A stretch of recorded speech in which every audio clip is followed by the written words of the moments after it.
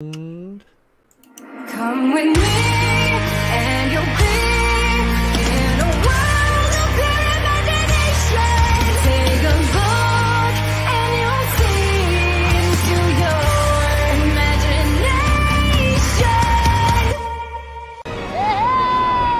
We'll begin with a spin, traveling in the world of our creation. What we'll see will defy explanation.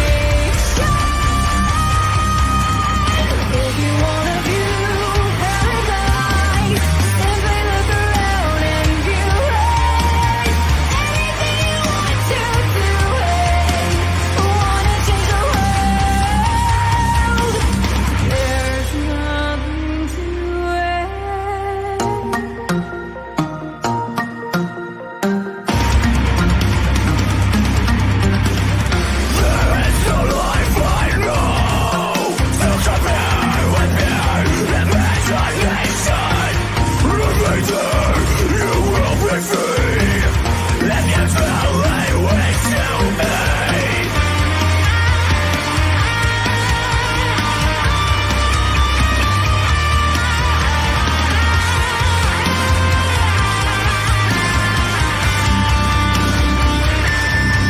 We'll begin with a spin, traveling in the world of our creation.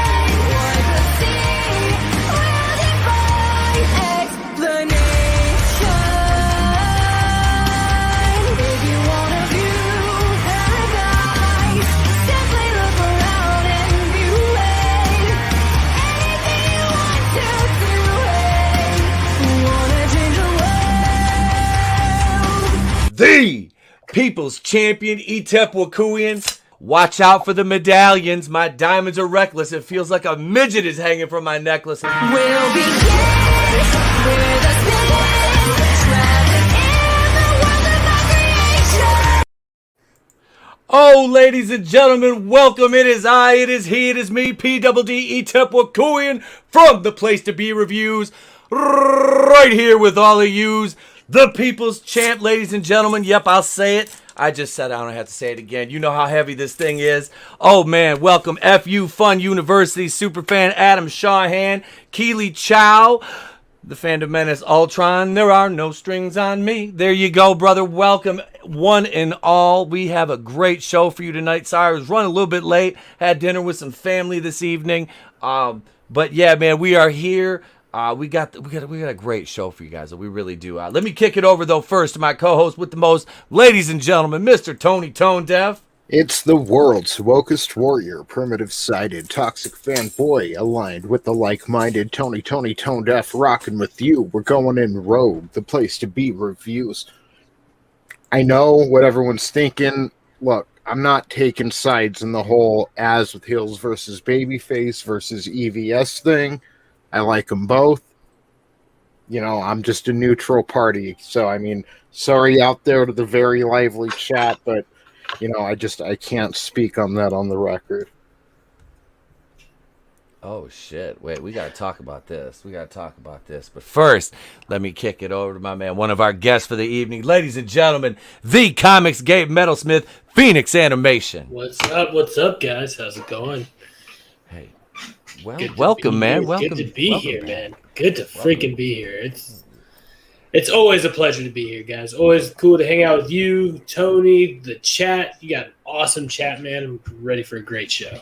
Oh man, we are absolutely happy to have you back on, bro. It's always fun. Like I said, this is normally I have like a very detailed outline I send out to everybody, and I was like, look, this week has been hectic, so I'm like, tonight we're gonna be kind of flying by the seat of our pants, but we still got everything lined up. Dean James of ComicsMATE will be joining us shortly. Awesome. We're just waiting for him to log in. But no, so yeah, we got, this is Going Rogue episode 26. There we go. Yeah, we got, this is, like I said, this is my Rogue Entertainment show here on the channel. If this is your first time here in the chat, welcome. If you're not new here, then you guys fucking rock. I'm so happy to see you here on this Wednesday evening. We got holy shit news for you this evening. We're going to talk Black Widow reviews. That is That is just a dumpster fire in the making, and a lot of it is just based off of the IndieWire review, what they put out there in their as kind of, it was clickbait, very clickbait for their review of it, and the guy that reviewed it, I mean, this dude is like is beta as they come. Wait, that was the guy that put that up? Oh, Yeah, yeah. He's definitely on a few registries I mean, definitely. yeah. He should be on every registry. and a few spectrums. His use of the lexicon was puzzling, to say the very least. I'm like, I've never heard a grown ass man say "squeam" before. It's "squeam." Yeah. I'm like, wait, what? Like what? Motherfucker, what? I mean, Were it's you just, moist when you screamed. I guess. My God, like it's just, it is. These people are insane. Was that just man. like a lisp coming through, like in his typing? I would pronounce it this way. I feel like it's spelled this way. I have a text impediment. I just say "squeam." It's so super progressive. It's so fine. Just say "squeam." You know, like what, bro? Stop. Like your lack of testosterone does not surprise me in the least bit, Eric Cohn. I mean, God. Once I saw his picture, I'm like, oh, this explains it. This explains everything. I've never seen midichlorian levels this low. Like my initial like reaction, like I was just like, I read that and I'm like, okay, like what are we doing? You know, so I sat there and read the whole IndieWire review, and I'm like, yeah, this is wow. This does not make me, want to see this movie at all. You know, I wasn't too keen on Black Widow anyway. Not because I don't like the character, because the movie should have come out 6 years ago. Yeah. And you fucking killed her off in Endgame like it was nothing. Mm-hmm. And now we're supposed to get invested in her backstory. It's like, and dude, all these weird MCU stands too. They're like, oh, but we want to know what happened in Budapest. I'm like, no, you don't. No, you don't want to know what happened in Budapest. It's not going to fucking show what happens in Budapest. How about that? Right. But even, let's just say this was never going to happen, right? Everybody would have forgotten about that there was a Budapest or anything. Like everything that as soon as Endgame ended, everything that she ever said about anything she experienced that we never got to see, forgot about. Yep. I saw a tweet about that. Like, the stakes in the movie are gone. Every time a gun's pointed at her, you feel nothing because you already know what her end game is. Right. Yep. You know that she makes it. Like, oh man. Monday morning quarterback in here, but Black Widow should have come out where Iron Man 3 did, and Iron Man 3 should have come out, I don't know, I won't say where Captain Marvel did, but somewhere in Phase 3. I would have been okay if Captain Marvel never came out and it was Black Widow. That's what it should have been. See, because then that's right before. Because then you've given her the origin story. We're invested in her, and then it hits harder when you kill her off and then Endgame. Like, yep, yeah, that would have been a better way to play that. I agree. Yeah, that they didn't do themselves any favors with the setup for this movie. Hail Godzillionaire! What is going on, sir? No, they didn't do themselves any favor with the setup. Yeah, you had the perfect opportunity. I would have said probably right after Civil War or Age of Ultron. Strike when the iron's hot with Black Widow. Yeah. Put out her movie. Ideally, it would have been after Iron Man 2 to me. Is when you should have done it. Because Iron Man 2 was what, 2010? So I would have shot for 2011, 2012 for Black Widow. And then that way, if you were planning on killing her off down the road, you could have had at least 2 of her movies in, plus her all her other auxiliary appearances in the team up and solos. Right. You know what kind of sucks is, Wanda debuted after she did. Captain Marvel obviously did, but I'm thinking, like, what other girls have gotten a movie before Black Widow? And it started getting me thinking about Gamora, And I remember someone else said recently, I believe it was on one of our shows here on the Place to Be reviews, that like even Black Widow's death didn't mean as much because it was just a mirror of Gamora's death that we had seen a year before in Infinity War. So, Right. because that's probably my favorite scene from Infinity War, just the music and everything, that exchange between Thanos and Gamora, and then he drags her over and throws her off. And I want to feel the same way. Like, you know, here's Nat and Clint again, you know, but it didn't hit the same because we had already seen it. So, I mean, all around, I mean, they've kind of, they haven't done Scarlett Johansson's character the justice it deserves. Well, I would have just said, because of, you know, the way the Guardians of the Galaxy 1 and 2 went, you knew her Gamora's backstory. We didn't even need an origin video. They covered it in what was they it? created continuity issues when they covered it in Infinity War. But they spoke about it, you know, trickled here and there throughout the first and second Guardians. Yeah. But then you kind of get it in you know, what is it?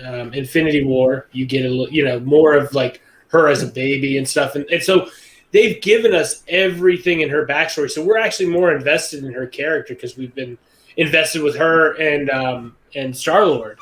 So that's why that kind of hits, because you feel that emotion of like, oh shit, Chris Pratt's about to be pissed. Like, But nobody's missing Black Widow.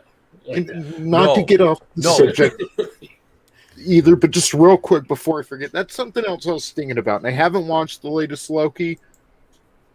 Nope, I haven't watched any of them. It's not okay for Loki to grab the fucking Tesseract in Endgame. But it's okay for 2014 Gamora to go running around in 2024 or whatever year they're in now. Yeah. You know what I like? Yeah. Isn't that a bigger thing than Loki grabbing? I don't know. It is. It is. And then they killed Nebula. Like, she killed her fucking twin. It's like, so the TVA is not going to get involved in any of that. None of that goes against the. Jeez. You know? It wasn't really thought out. No. Stupid. It wasn't. And that's the problem when you start getting this time travel shit like that in these movies. It lets the writers think they can be lazy. And that's exactly what they do. They get lazy as fuck and they're like, oh, well, we painted ourselves in the corner. Time travel. Boom. Multiverse. Boom. Alternate timelines. You know, different variations of a character. That's how we get ourselves out of this corner. And it's like, well, do you think that's what they're doing with Star Wars? Because I heard something about them trying to get rid of, you know, trying to say that Kathleen Kennedy's movies are basically going to be nixed and said that they're actually not part of the timeline anymore. I don't see that happening. Like them taking decanonizing that. I don't think it'll happen. Yeah, honestly. You know, now could they kind of minimalize the? Hi, bud. Is it Buddy? What? Is this your friend? Yeah. Hi. Hey. Hi, Trey. Hang on. Here you go, bud. Wait, here. Let me put this in your ear. Don't touch it. Just leave it in. There you go. Can you hear it? Hey, Trey. What's up? Hey. What's up? That's Tony and Phoenix. I only know Tony. You know Tony. Yep. It's John Cena. Cat Cena. Is it Cat Cena? Cat Cena? Cat Cena. No. Stop, you goofball. Or I'll evict you. Ooh. Look at him now. He's trying to be a tough guy. Don't. Chump. There's a guest. What? Oh God, he's gonna go back here and grab one of the toys now. What are you doing? What are you doing back there? Don't step on my chain. He just knocked over like 20 Star Wars guys. Like seriously, and then he knocks the rest of them over. That was Sergeant Rock, you jerk. He just knocked over a whole squad of Endor rebels over there, and then he goes he goes and gets freaking War Machine. Well, I was gonna say he wouldn't have been the first to knock over Endor rebels. Just putting that out there. We've seen that scene play out all too well. War Machine. Where were you in the battle in New York, sir? They went. Okay. All right. Stop. All right. Say bye-bye. No, you're not taking the airplane. See, this is what I deal with. This is what I deal with. A rebellion. Yep. Speaking of rebellions, Stop. All right. So, and then he's trying to steal mine. Yep. Wait. I'm waiting for the day little Etep bursts into the stream with a folding chair. It's not too far away, Godzilla. No. It's not too far away. Hey, do the lines from the room. Lisa, you're tearing me apart. Lisa, you're tearing me apart. I'm fed up with this world. So everybody betrayed me. Everybody betrayed me. Oh, And Trey Wiseau over here. Say, What? Go ahead. not just the men, but the women and the children too. Do it. no. It's the Anakin line from do it. Be like, not just the men, but the women and the children too. What a punk. Hey, hon, can you come get this thing? All right, give me my earbud back. Give me my earbud back. No. Give me my earbud back. Trey, all right, hand it to me, buddy. Wait, there's something I have to say. Oh, God, here we go. And One more thing. this commercial break brought to you by... Kingador is the one that has 3 heads, yep. and he shoots the lightning. Mm-hmm.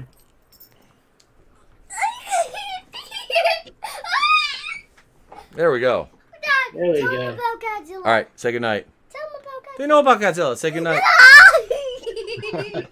This is the beauty of a live stream. All right, good night. I love you. Out. You're being evicted. Didn't pay your rent this month. Gotta Out. go. Seriously, go, bud. I love you.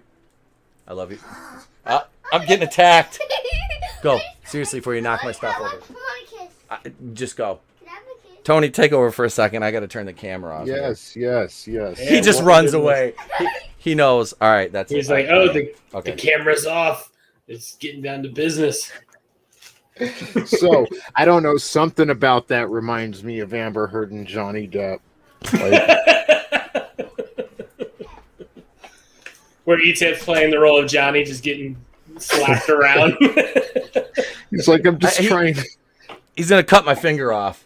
Seriously. He's just trying to audition for a fucking Listerine commercial. Leave him alone.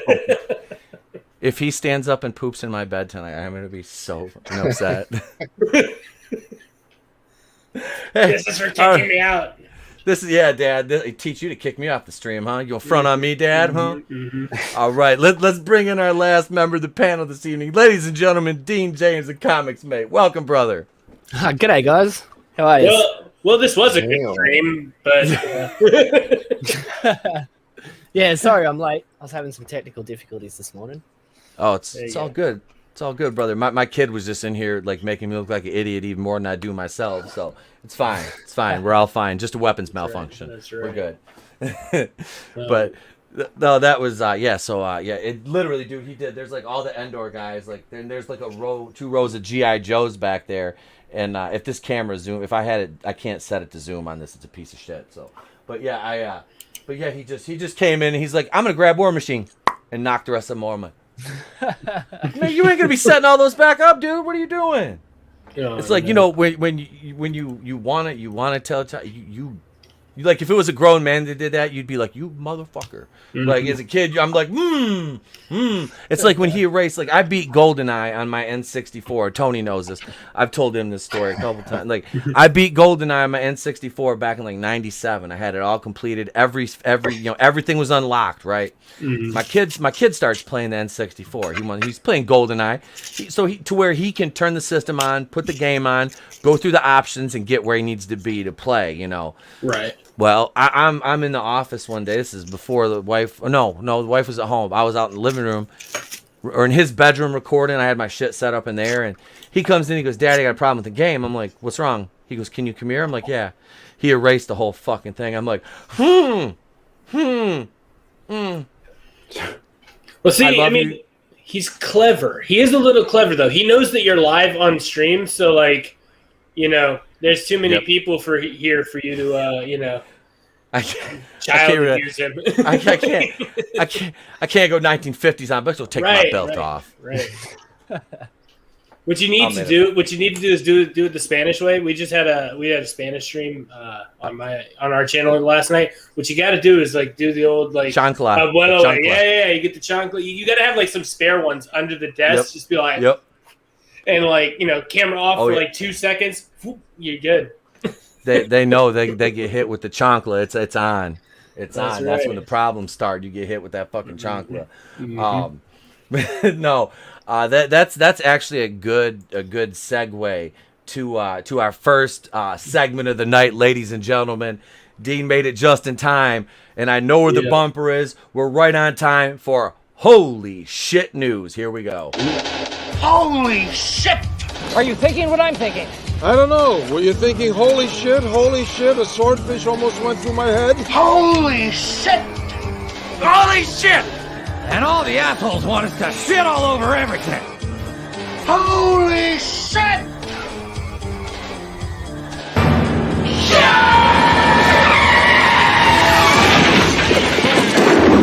Where's the Tylenol?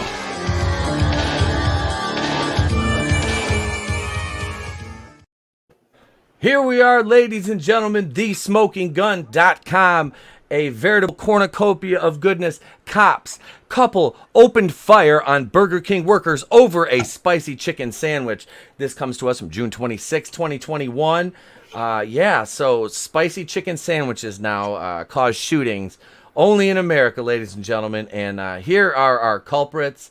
And this, surprisingly, is not a Florida story. Right. No, this takes place in the great state of Tennessee. A Tennessee couple is facing attempted murder charges after they allegedly opened fire at a Burger King employee following a dispute over a spicy chicken sandwich, according to a criminal complaint. Police reports say that Tavares McKinney, 22, and Kiana Halliburton. You work for Dick Cheney, young lady. 20, got into an argument earlier this month with Burger King workers at a restaurant in Memphis. I knew it was Memphis. I knew. Memphis is ghetto. Memphis is ghetto as the project steps. The duo cops say complained that Halliburton's chicken sandwich was too spicy. Now, see, if this was a couple like white people, I could see him complaining about it being too spicy. Not to keep with stereotypes. That would be me. But That would be me. I'd be like, not to keep with stereotypes at all, but I'm just saying, there's a lot of as the hip cats are saying, white people that are afraid of the spice, and that's okay if you don't like spicy foods, it's okay, white people. We don't shame you here. I'm one of you. It's okay. I am.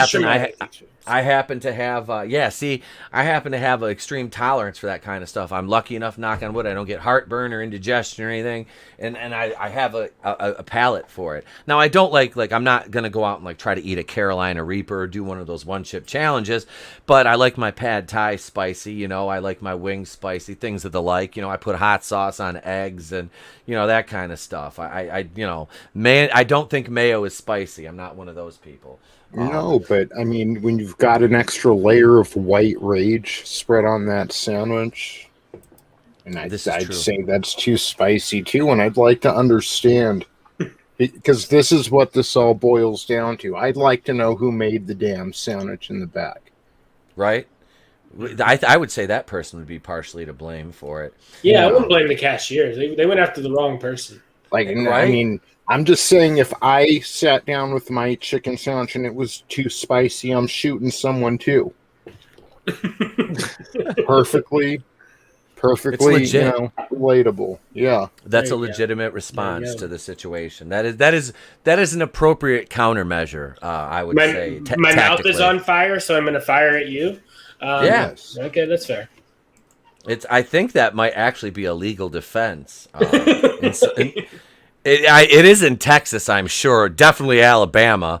But let's see here. After the initial altercation, McKinney and Halliburton departed for a few minutes. Uh-oh. Somebody didn't put their phone on silence, and that was copyright. Going on tonight. It's a copyright. Yeah, baby. And this has been R&B Hour with ETEP. The soothing Dorset tones. I'll be at the Sportsman's Bar performing all weekend. Be sure to tip your waitress. Alrighty then, back to the article. So they returned in their Ford Escape and allegedly fired multiple shots in the road into the parking lot. 2 female victims were hit by gunfire, while 2 other women were also shot during the time. Pictured above, McKinney and Halliburton were charged after several victims identified them as the assailants in the June 6th shooting. McKinney and Halliburton are both locked up in the Shelby County Jail on 4 counts of attempted murder, 4 counts of using a firearm, and the commission of a felony. Halliburton is being held in lieu of $500,000 bond, while McKinney has a $1 million bond due to his lengthy rap sheet, which includes collars for aggravated assault, kidnapping, and domestic assault. Well, I mean, yeah, I guess that's the 3rd strike for that guy. Oh yeah, Or like 5th strike. 4th or 5th, yeah. Doesn't this chick kind of look like the hammer thrower that just threw a fit because she got 3rd place and then said, you know, I'm Gwen I'm Berry or whatever her name is. Yeah, Gwen Berry. I'm just saying it looks like Gwen Berry. You know, she's not quite. She doesn't quite have the hair of Craig Robinson or Leslie Jones, but I think those two are the same person anyway. So I'm gonna say this is like a Gwen Berry fucking lookalike. Yeah, man. Keely Chow, Hughganistan, and North Huntsville. Is Houston that bad? Really? I'm not. I've never been to Texas, so I have no idea. But yeah, this is these two are these are definitely like not the creme de la creme in the criminal underworld. I mean, it's almost comical how stupid these criminals are. Speaking of comical, I was just I want everyone to stop and think about that chicken sandwich with a bite or two taken out of it, sitting in an evidence locker right now. What a waste. Right? What did that chicken sandwich ever do to you? Yeah, it's like Burnt the someone's last tongue, time I apparently. saw a waste like that, it was Harambe. That's all I'm gonna say. Hashtag dicks out for Harambe. It never dies. It never dies. All right, let's go on to the next story here. I'm having a feeling that someone is probably, while I was talking about that girl, somebody was probably thinking, "That's racist." Yes, it probably was. No, it wasn't. Shut up. It's not my fault. It's not my fault. She's ugly. Look, I didn't control the DNA. It's not me. I'd blame Dick Cheney. Her name's Halliburton, for God's sake. Let's see. See, Tony, I thought you could relate to this one. Dipping sauce rage results in a man's arrest. Now, Tony recently schooled me on the fine art of dipping sauces. And Fucking fast food serious, though, man. I'm telling you, you fucking DMX. You think this a game? You know, you think these nuggets are a fucking game? This shit led to a bomb threat. Not even a Right. shooting, a bomb threat over the fucking dipping sauce, which I understand. They treat that dipping sauce like it's fucking gold. Hail the They Second do. Street Marvel. They treat Hail it like, Second Street Marvel. like What's up, bro? You'll go through the drive-thru and spend $30 on McDonald's, and then you're like, you know, we've got 110 nuggets here. Can we have our dipping sauce? And they like roll their eyes like they're doing you a fucking favor. Yeah, dude, they're stingy with that shit. Hail Darius Munchausen, what's up, brother? Hey, I give him the fucking give him the mitten salute, man. One of my people's here in the great state of the murder mitten. Dick's out for chicken. That's right. God damn it, Dick's out for chicken. But seriously though, they get pissy. Like if you ask for more than 2, I think they fucking charge you at McDonald's now. It's like, yeah, how about you piss off? You know, just give my goddamn dipping sauce. You know, let's see. Wait, I've literally had him refund my money and drive off. That's crazy. In Australia, they just give us piles of them. You know, like if you get a 6-pack of nuggets from even McDonald's or Hungry Jack's or Burger King, it doesn't really matter. You go to any one of them, and they're just going to give you a handful of packets of sauce just to shut your mouth and get you on your way. This isn't an issue in my country, dude. These punks, some of them bitches. They act like they're making, like it's their own like 401k of dipping sauce. Like no, motherfucker, this is mine. It's like it's like Cedric the Entertainer said back in the Kings of Comedy. That live show from, I believe it was Charlotte, North Carolina, and he was talking about black people being on golf courses, because back then Tiger Woods was still like in the infancy stages of his career. He'd only been in the mainstream for like 4 years, and that movie came out. And Cedric was talking about that, and he says, you know, black people be on the golf course strong. He says, but we be on the golf course wrong. He says, you know, brothers be out there golfing in Timberlands and wave caps. He's like trying to borrow people golf cart to run to the store. He goes, and then, you know, he goes, we be stingy about it. Like, hell no, you ain't driving my cart, motherfucker. He's like, damn, it ain't like it's your cart, man. Just let me drive it, you know. But that's how these people at McDonald's are with the sauce. They're like, that's mine. It's not yours. Like, really, if you work there, do you really eat the food? Like, I've worked at 3 restaurants, and I've never eaten at a restaurant where I've worked. It doesn't have. I mean, you get free meals. I'm like, though, fuck you. If you think about it, right? Like 15 years ago, sauce was free. Then it was 50 cents. Then it was $1. Sauce inflation is a real issue in the fast food. Like forget Bitcoin. Put your money into McDonald's sauce for real. Yeah. What's going on? Like crypto. Don't worry about cool. Bitcoin or anything. Just go for this Macca's barbecue sauce. I want my goddamn Szechuan sauce, Morty. I don't care if it takes 100,000 years, Morty. I need that sauce, Morty. You understand it? It came out in Mulan, Morty. It's a special sauce, Morty. It's only available at McDonald's. I need my sauce. I don't care how long it takes, Morty. Oh, jeez, Rick. Morty, look, you little shit. That episode ruined that entire show for me. It did. I was like, because I watched that episode, and then every episode after that, I was just like, it just got progressively worse because you could tell Homeboy was all like sad and shit because of his divorce, and it just like got worse. I'm like, oh, dude. At this point, just do it. Just Kurt Cobain, just do it, man. I'm sorry. And I don't have a gun, and then he turns into laughing Leo face meme, and he has a gun. I mean, plot twist. I'm just saying. I'm not making light of it. I'm just saying dipping sauce can make people do crazy fucking things. Yeah. Yeah. Bomb threat here. Now see, this is some white people shit. Now if this guy was Irish and doing a bomb threat, I would be totally less fucking surprised. Vassie's probably gonna hurt me for that. I'm pissed off the Irish girl. Who's the guy from Deadpool that made the bomb threat? The bartender? Yeah. Oh. This is him right here. What's his name? He got canceled too. Yeah. This is his cousin right here. Was it Holmes? Was it something Holmes? What's his name? Is he even big enough to be canceled? None of us can even remember his name. I don't. That's it. I don't think he really is. But he got accused. I believe it was. I want to say it was like an assault. And speaking of that, Bill Cosby's getting out of prison. Oh, yeah, I saw that. Yeah, I saw that. Hey, only in America.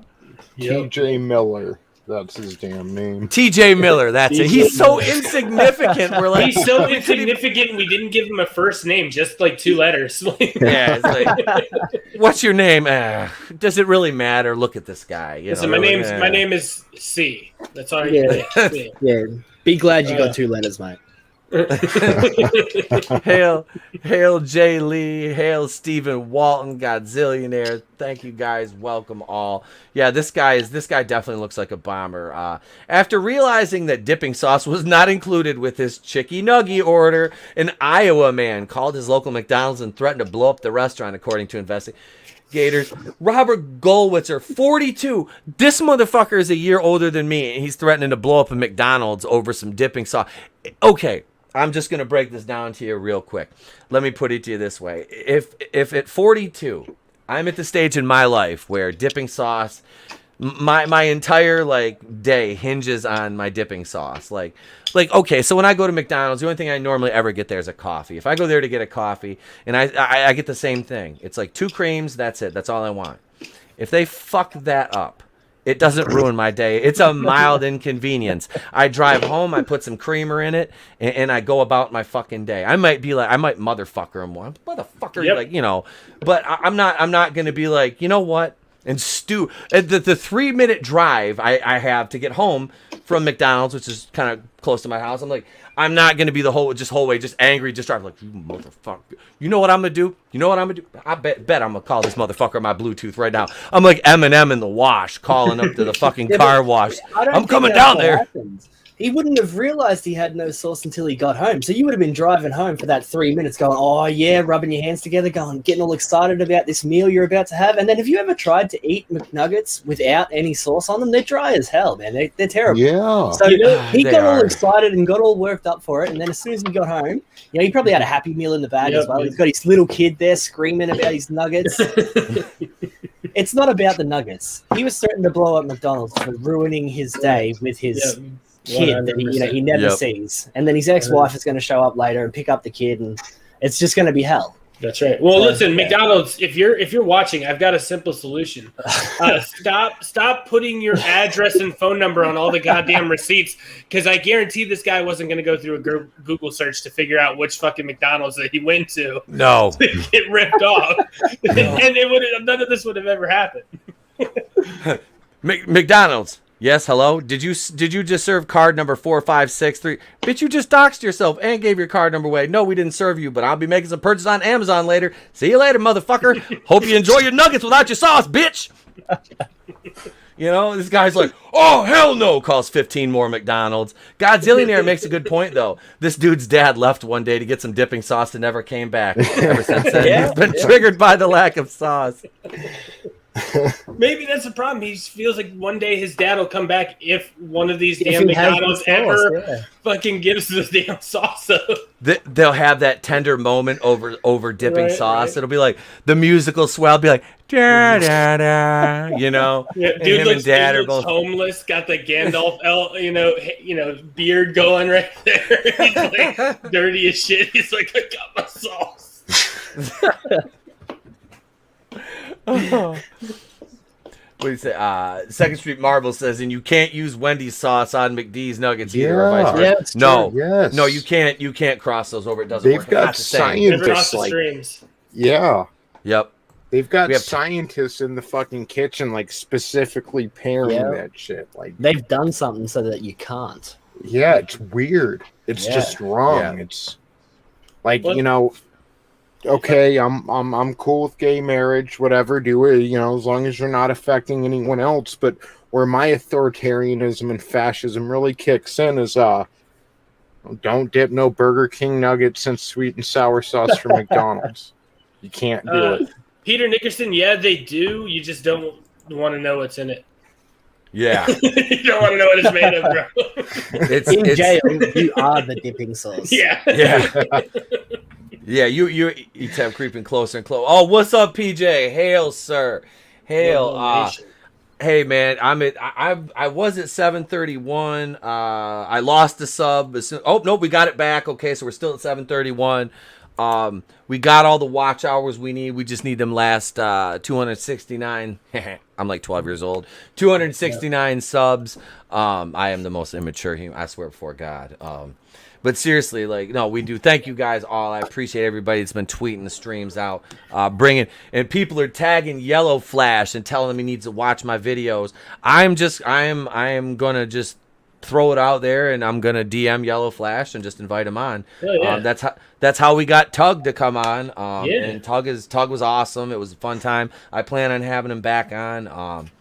But yeah, it was fun. So yeah, I appreciate everybody, PJ, everybody, all the support and helping the channel grow. Thank you.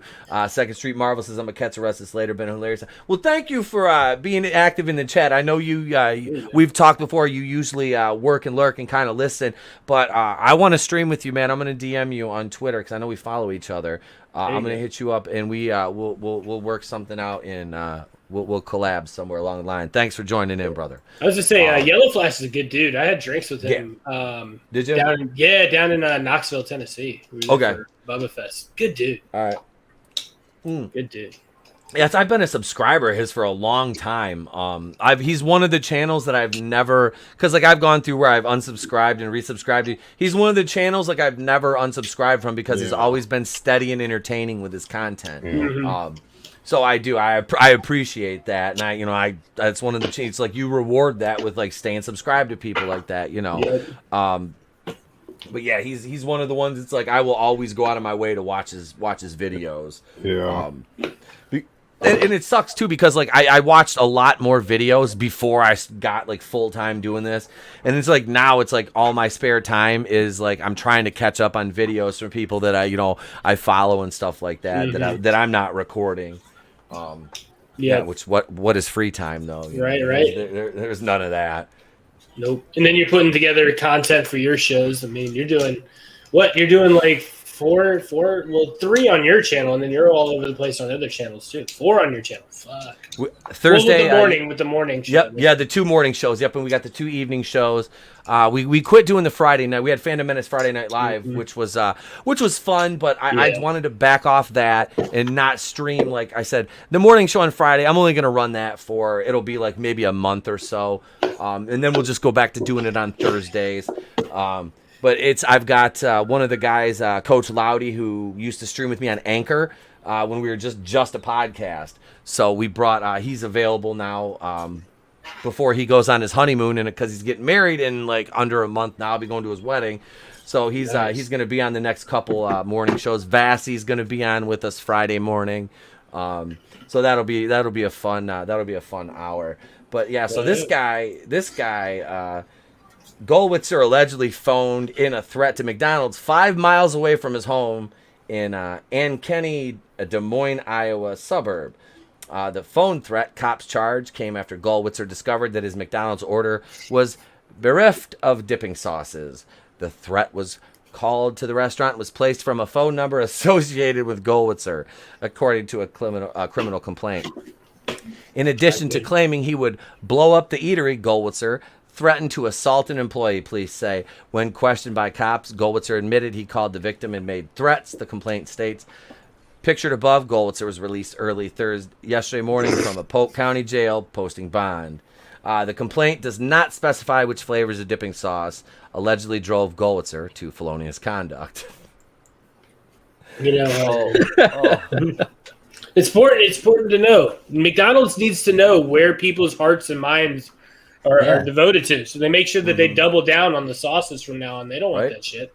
No, small price to pay. Right. It's just what a sad thing to be locked up for. Right. He's sitting there next to some dude who probably like robbed someone or stole a car or something like that. It's like, hey man, what are you in for?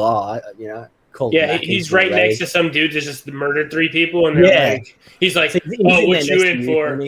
I didn't get dipping sauce in my McDonald's. And you're alone with that guy in like a holding cell for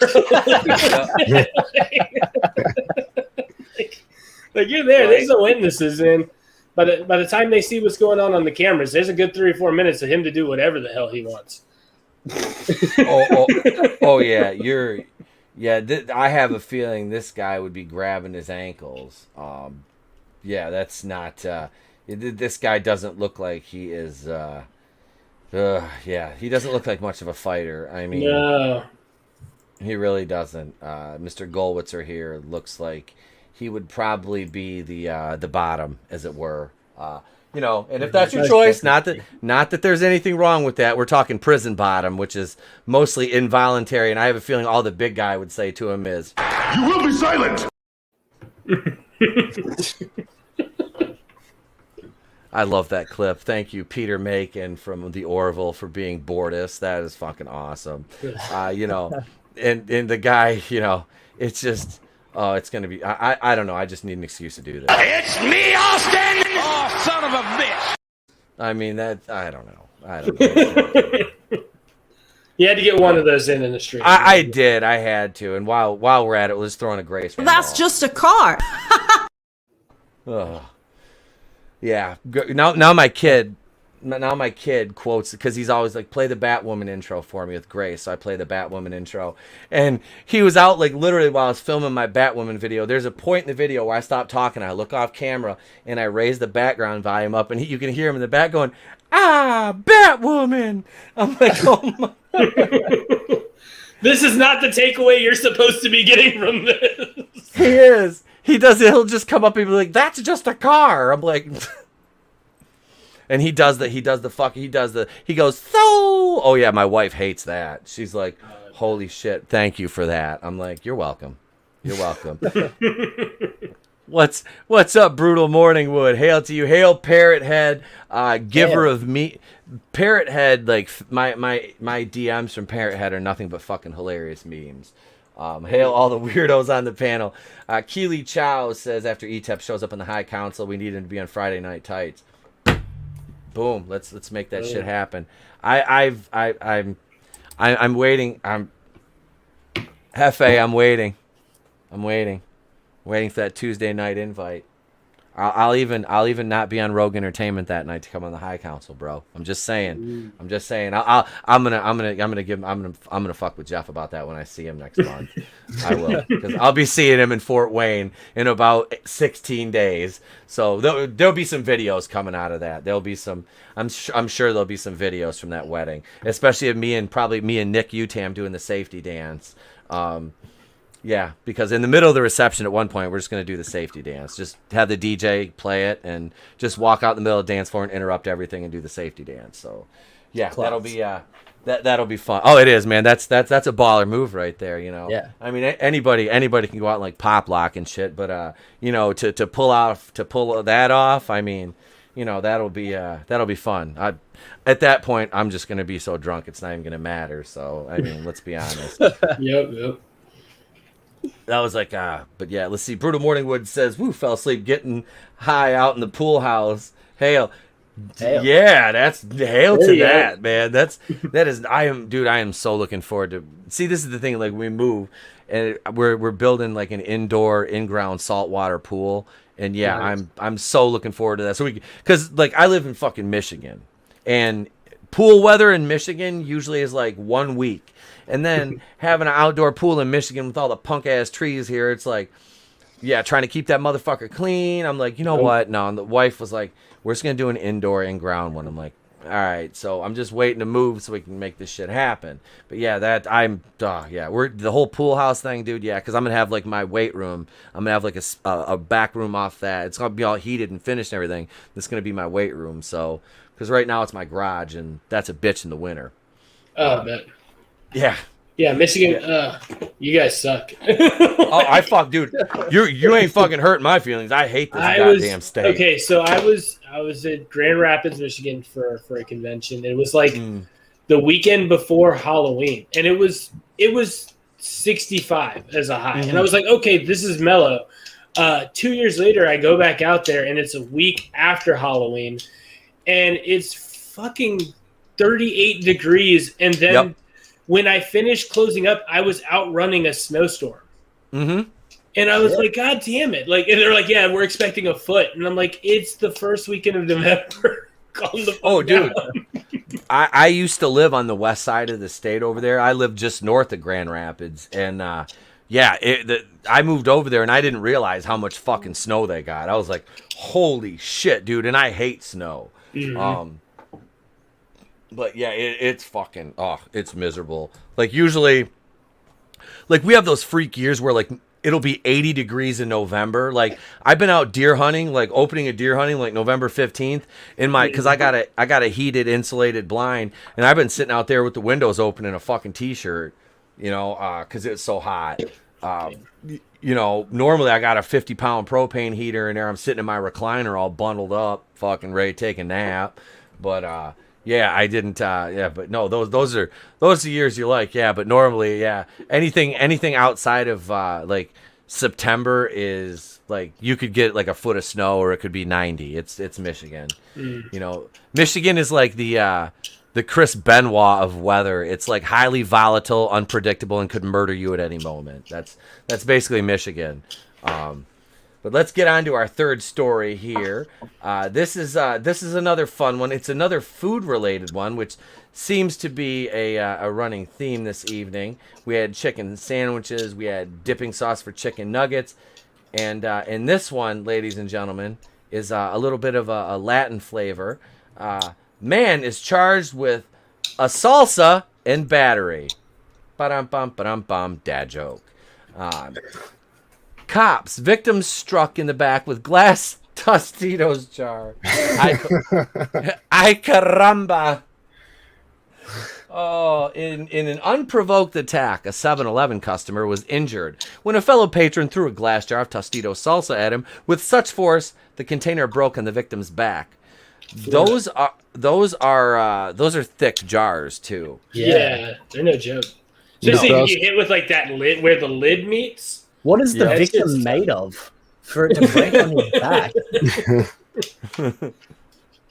Oh, what's up, Soul Assassin? Going to jail for dipping sauce. Better come home with a better come up with a better story when he arrives, right? This is great. Here we go. So this is He's in the cell next to that dude from the last story. right over next to Tony. What was the other guy's name? What was his name? Something. You remember the really fucked up name from last week? Was it you know what I'm talking? He had a fucking just funny ass like gimmicky name, but this is Latrell Tresalis Trail. Latrell?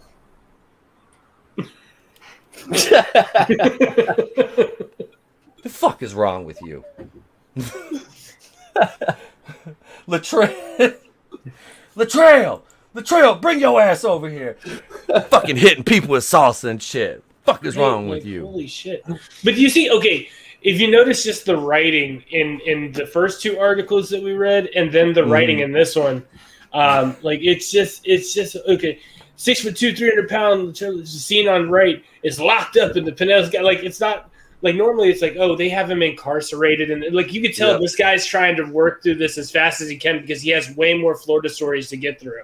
Yep. 15 I feel like and we're a missing context though. Why did he throw it? Maybe the victim was hit accidentally. If it really was unprovoked, what the hell is going on in that store for there to be salsa jars thrown all over the place in the first place? What we don't know is that guy's back was on fire, and that's the only thing that he had in hand to try to put it out. We don't know, and they're not telling us. Can I just say the funniest part of this story to me is like it could have been 7-Eleven brand salsa. It could have been any other salsa, but it had to be Tostitos. You reckon this is a paid ad? Right, that's what I'm saying. They're trying to twisted tea. They're trying to twisted tea some shit. Look at the jar. You can see the two T's making friends around the eye. Like, that's what Tostitos is all about, is meeting new people and making friends. So to get hit in the back of the head with anything, I think Tostitos would probably be the funniest thing. Tony, what you're missing there is those are actually supposed to be 3 people, but that's only half a body because he got hit with 2 Tostitos. Check it out, man. Godzillionaire. You guys are going to be cellmates in the condiment ward. Godzillionaire's a bomb. Here you go. Dude had a chip on his shoulder before he got hit with the salsa.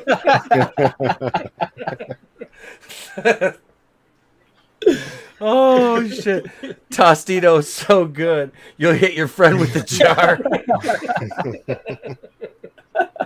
Jesus Christ. You guys are fucking awesome, seriously. So apparently he is facing a theft rap for allegedly stealing a Choco Taco ice cream bar from 7-Eleven. Okay, listen. All right, I gotta. I don't know what it is with people. They're in the middle of committing a crime because he's trying to steal the ice cream, and he does some other crime. Okay, look, I got a story for you guys. I got a story for you guys. So me and a bunch of friends were hanging out. We're about to go watch a movie at my friend's house. A couple of my friends are like, hey, let's go across the streets to Shoppers and let's go get some snacks and shit. So we go in there, and I'm kind of ahead of everybody. There's like 9 of us. And I go in, and I'm like about to get to the aisle, and I hear some commotion. I turn around. All of my friends are fighting some other people in the Shoppers. And I'm like, I have no idea what's going on, but my friends are fighting, so I'm going to throw down too. But like there was one point where these people started pulling beer bottles out of the inside of their pants. One guy pulled one of those damn Tombstone pizzas and just started chucking it like a shuriken at us. Like, these people. So apparently, oh man, I killed Etep. Oh. It ain't delivery, motherfucker. like they just started throwing. They had the inside of their pants was filled with all sorts of shit, and they were throwing it at everybody. Fists were flying, and I find out at the end, like one of my friends, Gabe, he's just walking, and this guy bumps into him, and he's like, "Get out of my way, motherfucker!" And my boy's like, "Who the hell do you think you're talking to?" And that's how this ensued. Like, and I used to work at that Shoppers like 3 years prior when I was a kid. So everybody there was like, "Oh no, he's cool. Him and his friends are fine." These guys were the ones that started and were stealing a ton of shit. At the same time. Junkies, right? Huh? They were junkies, right? No, It's no. always... No, I don't think so. Why the hell would they be stuffing shit down their pants then? Well, no, they were stealing the tombstones and the beers because they didn't have money. So Were they wearing they're motherfucking junkies. jinkos? How the fuck you gonna shove a whole tombstone pizza down your pants if you're wearing some skin? These kids are wearing skinny jeans now. but Man, I had a mate who'd go to the supermarket with us when we were teenagers, and he'd stick a whole roast chicken down his pants. So it can be done. But the funny thing is to watch this guy like pull the like I'm seeing beer bottles flying and I'm thinking he's going for another one and this motherfucker grabs a tombstone pizza and then chucks it like it's a frisbee or a shuriken like at Yeah, well, how else are you going to throw a pizza? oh I guess Right? but at the same time like I guess. you know See, I'm like, I thinking don't know how you're personally. expecting that to hurt. See, you could throw a pizza like a Chinese star. Right. Yeah, do you grab it by the corner of the box and launch that bitch? Yeah. See, Yeah. me personally, being a former wrestler, I'm thinking it's frozen, right? So I'm gonna take that bitch. I'm swinging it like a steel Right. chair. You know, I'm you go. fucking. I'm Pearl Harbor and somebody with like hitting him in the back of the head. Just like I'll do the stomp when I hit him. Just Exactly. calling out, looking over at people in the grocery store, be like pointing and being like, Right? another one. All right, you know, hit him with a box again. Like, Lord, if I ever get in a fight, I'm essentially like a pro wrestling match. It'll just throw the other person off. They're like, what? I'll like start cutting a promo and shit. You're just like I will too. I'll be like, well, let me tell you something, brother. And they're gonna be like, wait, what? And I'll be like, no, really, just listen. Wait, what? I'll just talk in like 6-7 different voices, and by then they're gonna be like, they'll either be laughing. I'll be like, yeah, that's funny, huh? Why don't you give us 2 beers? I'll get the beers. I'll be like, I'll take a sip. Those are good, aren't they? Better. It's much better we did this and fight, right? Wait till they take a sip of beer. They set it down. Be like, that's good, isn't it? Yeah. Do you enjoy it? Yeah. And then smash them in the face with a bottle and walk the fuck away. That's how you finish that shit. Kill them with kindness. Kill them with kindness, and then Pearl Harbor them. Japanese are very sneaky. They are very sneaky. I'll go get the fucking hat. I'll do it. I'll get the fucking hat. I gotta know. I mean, did anyone else besides that kid partake in the roasted chicken that got shoved down his pants? 'Cause yeah, right? Who was man, eating everybody the did. It was a bag who was of eating the- chicken, like, it was like a big bag with a full roast chicken in it, so it's not like the chicken ever went near his junk.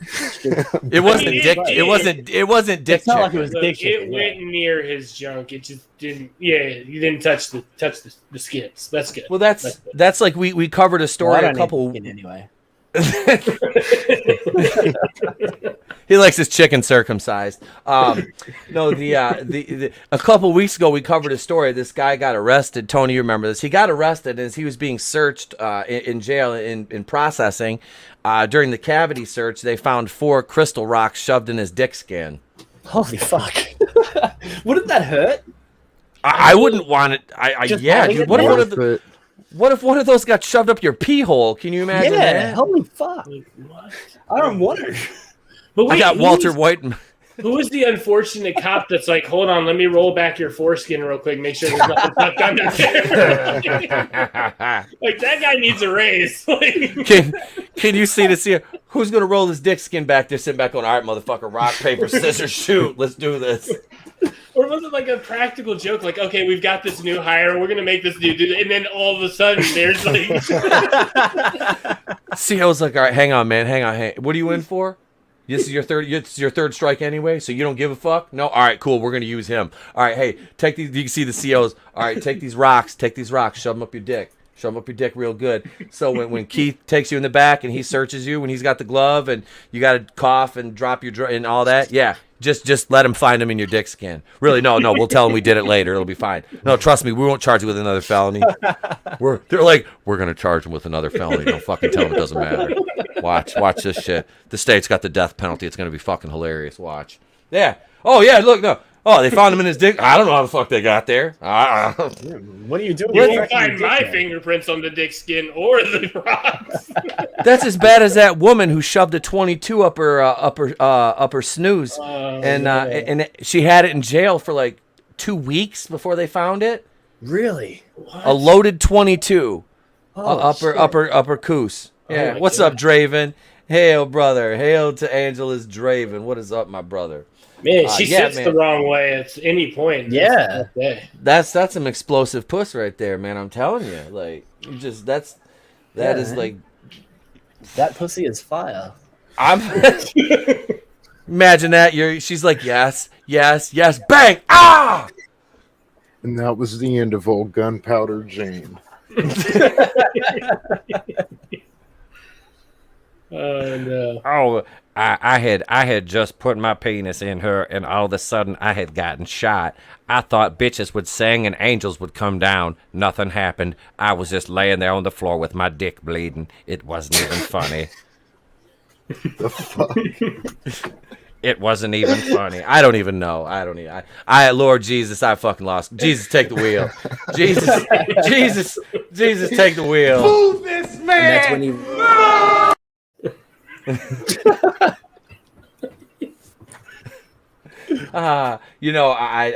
It's not like I hit somebody with a jar of salsa though.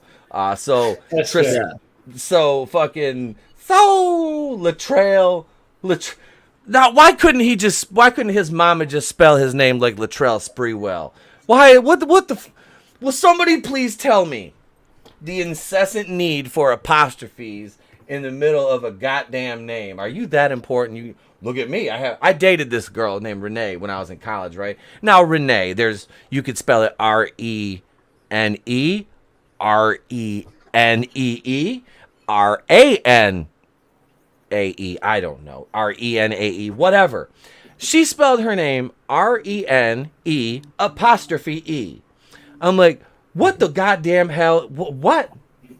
Like what? I have a theory.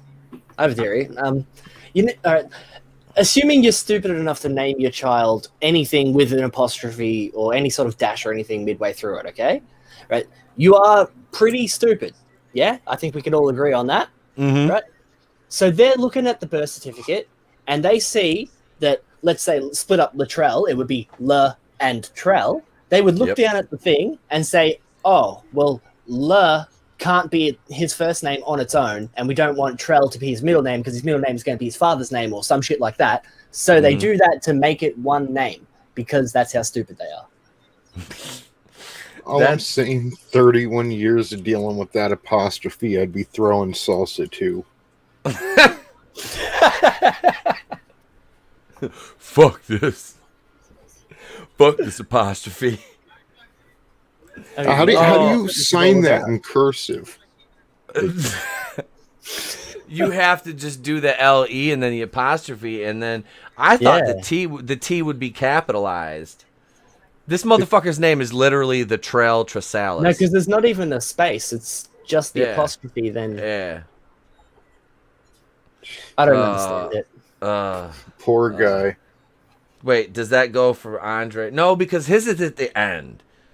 His is Yeah, at the and end. The, It's not like in the middle that's of a from name. another language. Like the E with the dash above it is an actual letter from another language. Like I'm Yeah. just stupid, so I can't tell you which one it is. Well, Spanish does that. Deutsch, they do that. There you go.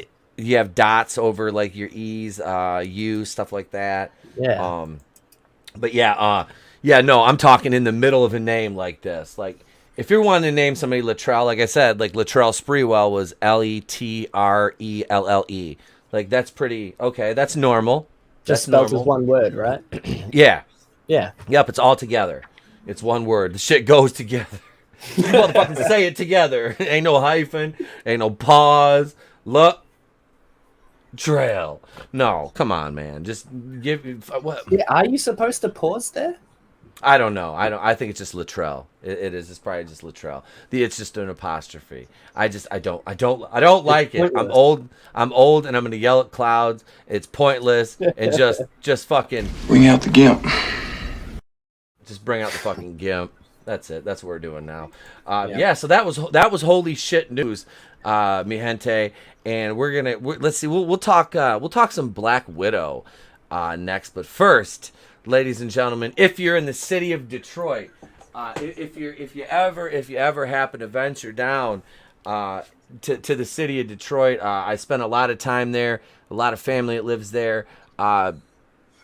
Take the advice. Heed the words of the wisest rap group in history, the Wu-Tang Clan, and protect your neck.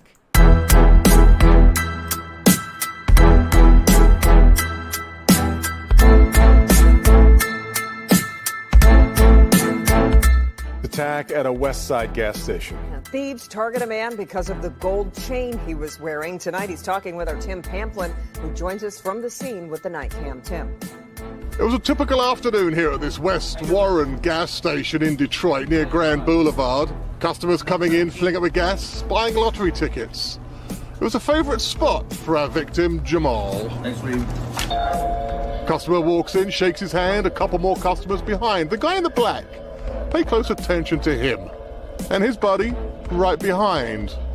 They're looking for some easy pickings, and Jamal is their target. I hit the lottery. Jamal won $30,000 on the Michigan lottery, bought himself a $20,000 necklace. You see he's wearing it there. He's heard of people getting robbed for their jewelry. Yeah, it's a thing. So I was just looking around, making sure nobody ain't trying to get my chain, But they did get his chain. He walks out the store. The suspects were waiting. So I ran back, tried to get back into the gas station. They had grabbed me, tackled me down. A particularly vicious attack, punching him, kicking him, getting him to the ground, ripping off his gold. They took off running and jumped in their car and took off down Warren. Hey, look, man. All I'm saying is, they had tried to take my chain, and I had told Craig and them I was gonna kick it with them. So gotta go. See you when I see you. This is fucking hilarious. This is perfect Detroit. This is literally perfect Detroit. Like, it doesn't get any more Detroit than that. Like, a dude at a gas station on Warren Ave talking about winning $20,000 in the lottery and spending 20 grand on a chain, and then getting robbed as he's fucking leaving the gas station, probably buying more lotto tickets because he's broke as fuck already. This is Detroit. This is my people right here, man. These are my people. I don't know what you're doing. Detroit, get your shit together. But we had a pastor get robbed in broad daylight at a gas station. Really? Some dudes rolled up on him. He had like one of them nice, what was it? Of course, and kind of like one of them Creflo Dollar pastors. I'm not saying Creflo Dollar's crooked, but the motherfucker's got $2.5 million jets and a mega church. I'm just saying. So this pastor's from Detroit. He's, affluent pastor. The building fund always needs money. He's driving this luxury SUV, gets punched in the mouth, and his SUV gets stolen in broad daylight at a gas pump. Then one of the former police chiefs from Detroit got robbed in his yard, got his watch stolen while he was mowing his lawn at gunpoint. That's insane. Bad day. That's Detroit, baby. Never moved to Detroit. Yeah. Yeah, I've driven by it, and yeah, it didn't look appealing at all. If you go, if you has its tires. Yeah, I stayed on the highway, so like I went on like the outskirts because there's like a point where you get from like what is it, Tupelo something, Toledo something like that, Ohio, Toledo. Yeah, yep. And then you're going up the highway before you take the other highway that goes through Lansing and shit. But you go like right through the outskirts of Detroit for like a minute. You're not even you can see like from the highway, like there's so many like burned out ass houses. Like it's funny, dude. Because the beginning of Beverly Hills Cop, like I've been to like a couple, like as a kid, like when my dad's a retired undercover narcotics cop from Detroit, and as a kid he took me down to some of the places where like they filmed some of the stuff for Beverly Hills Cop, because like I saw the movie like a couple of years after it came out. I was like 6 or 7 when I watched that, and because he was telling me about it, he's like, oh yeah, so he took me down and he's kind of showing me some spot, I was a huge like RoboCop, so yeah, it was, and I got to go to some of these. Like I saw my first back then, literally back in the 80s, was like I saw this dude walk by and it was like dressed like a woman, and I'm like, what the? And we're at my dad, like his friend owned an auto shop, and I'm standing there, I was like, what the, what is that? They're like, that's a he she. This is like 1986. Honestly, what is wrong with Detroit? Like, obviously, I'm Australian, so I've never been to Detroit, but I see shit online all the time. Like, I saw a thing on Twitter just the other day, maybe 2 days ago, where someone in Detroit, he's like, oh, I come outside and my entire porch has been stolen. And his stairs and everything from outside the front of his house were all taken. And he goes, you can't have anything in Detroit. How the hell do you even pull that off? If the criminals put that much energy into finding legitimate work, yeah, they would be millionaires. Right. They wouldn't need to steal his porch. Yeah, exactly right. That's it, dude. When you hatch a scheme and literally abscond with somebody's porch, I mean, yeah. there's at least something redeemable up there. Right. Like there's some like physics happening inside that mind that could be applied to something. Like there probably is a Detroit man. What Soul Assassin has just said in the chat there. There's a Florida man, but why isn't there a Detroit man? There probably is. There has to be. But it hasn't been memed out yet. Yeah. We keep getting too much random shit. Google Detroit man. I bet it works. I bet you if it doesn't, it should come up. The picture of, so around Ford Field where the Detroit Lions play, and Comerica Park where the Tigers play, it's right downtown. Well, there's a lot of like just big parking lots down there. So after one of the Lions games, one of the bar security cameras caught this dude eating this chick's ass, like in broad daylight. She's leaning against the car, and the guy is just like all up in that shit. Like, I mean, if she had Chipotle the night before, he was dead. Damn, man, that's gross. I made so many memes out of that thing, but this is what's that image right there in your mind. That pretty much sums up what's wrong with Detroit. Everything. Like, everything. Well, I think the reason why there's a Florida man and not a Detroit man, there's 2 reasons. One, this Florida man thing's kind of just started happening over like the last like 10, 15 years. Detroit's always been like that. Oh yeah. So it's just par for the course. Whereas, yep. And the other thing is, all the random shit that happens in Florida is kind of funny, but then when you hear about the shit happening in Detroit, it's sad. It's all devastating. Like, Florida's crimes are whimsical. Detroit's are tragic. Exactly. In Detroit, they were told to steal a Porsche, but they ended up stealing a Porsche.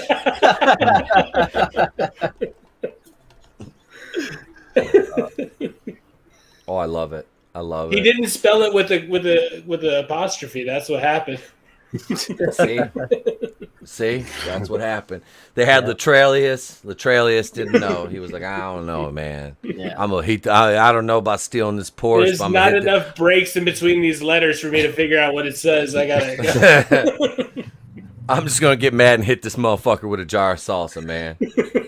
He's standing over there bitching about not getting sauce for his nuggets. I'm like, fuck this motherfucker. I'm gonna steal his porch.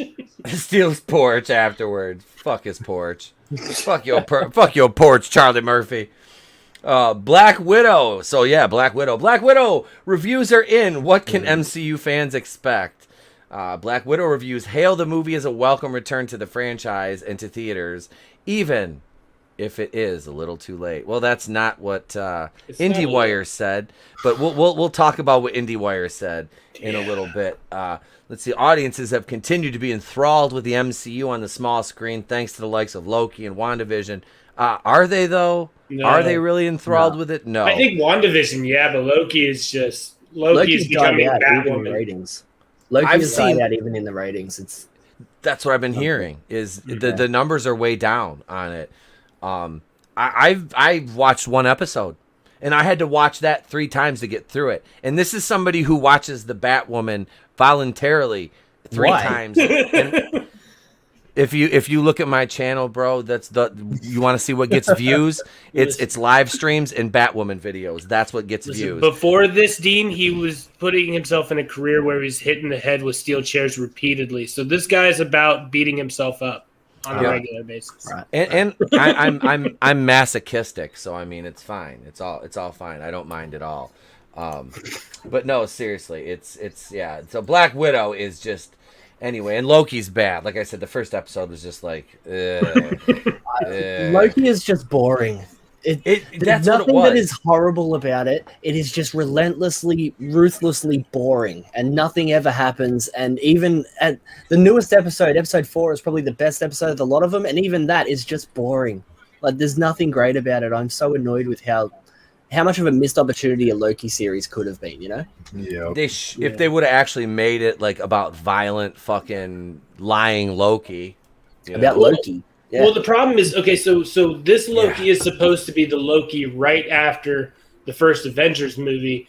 Which hasn't learned lessons. Yeah, He which hasn't learned isn't any the same lessons yet. Loki as the guy, that went through all the trials and tribulations, losing the father, losing the mother, all that shit. Yeah. So this guy is supposed to be mischievous and bad. He hasn't learned any, like you said, Dean, hasn't learned any lessons. And they just like taking him and he's like, oh, so I'm here and I'm going to be a good guy now that fights for time. That's going to be fucking fantastic. I love this idea. Let's do it. Hoorah. I don't know. It just doesn't speak to the real Loki that we all know. No. This is the Kibblesmith comic Loki. Yeah. That's what it is. Bloody Kibblesmith.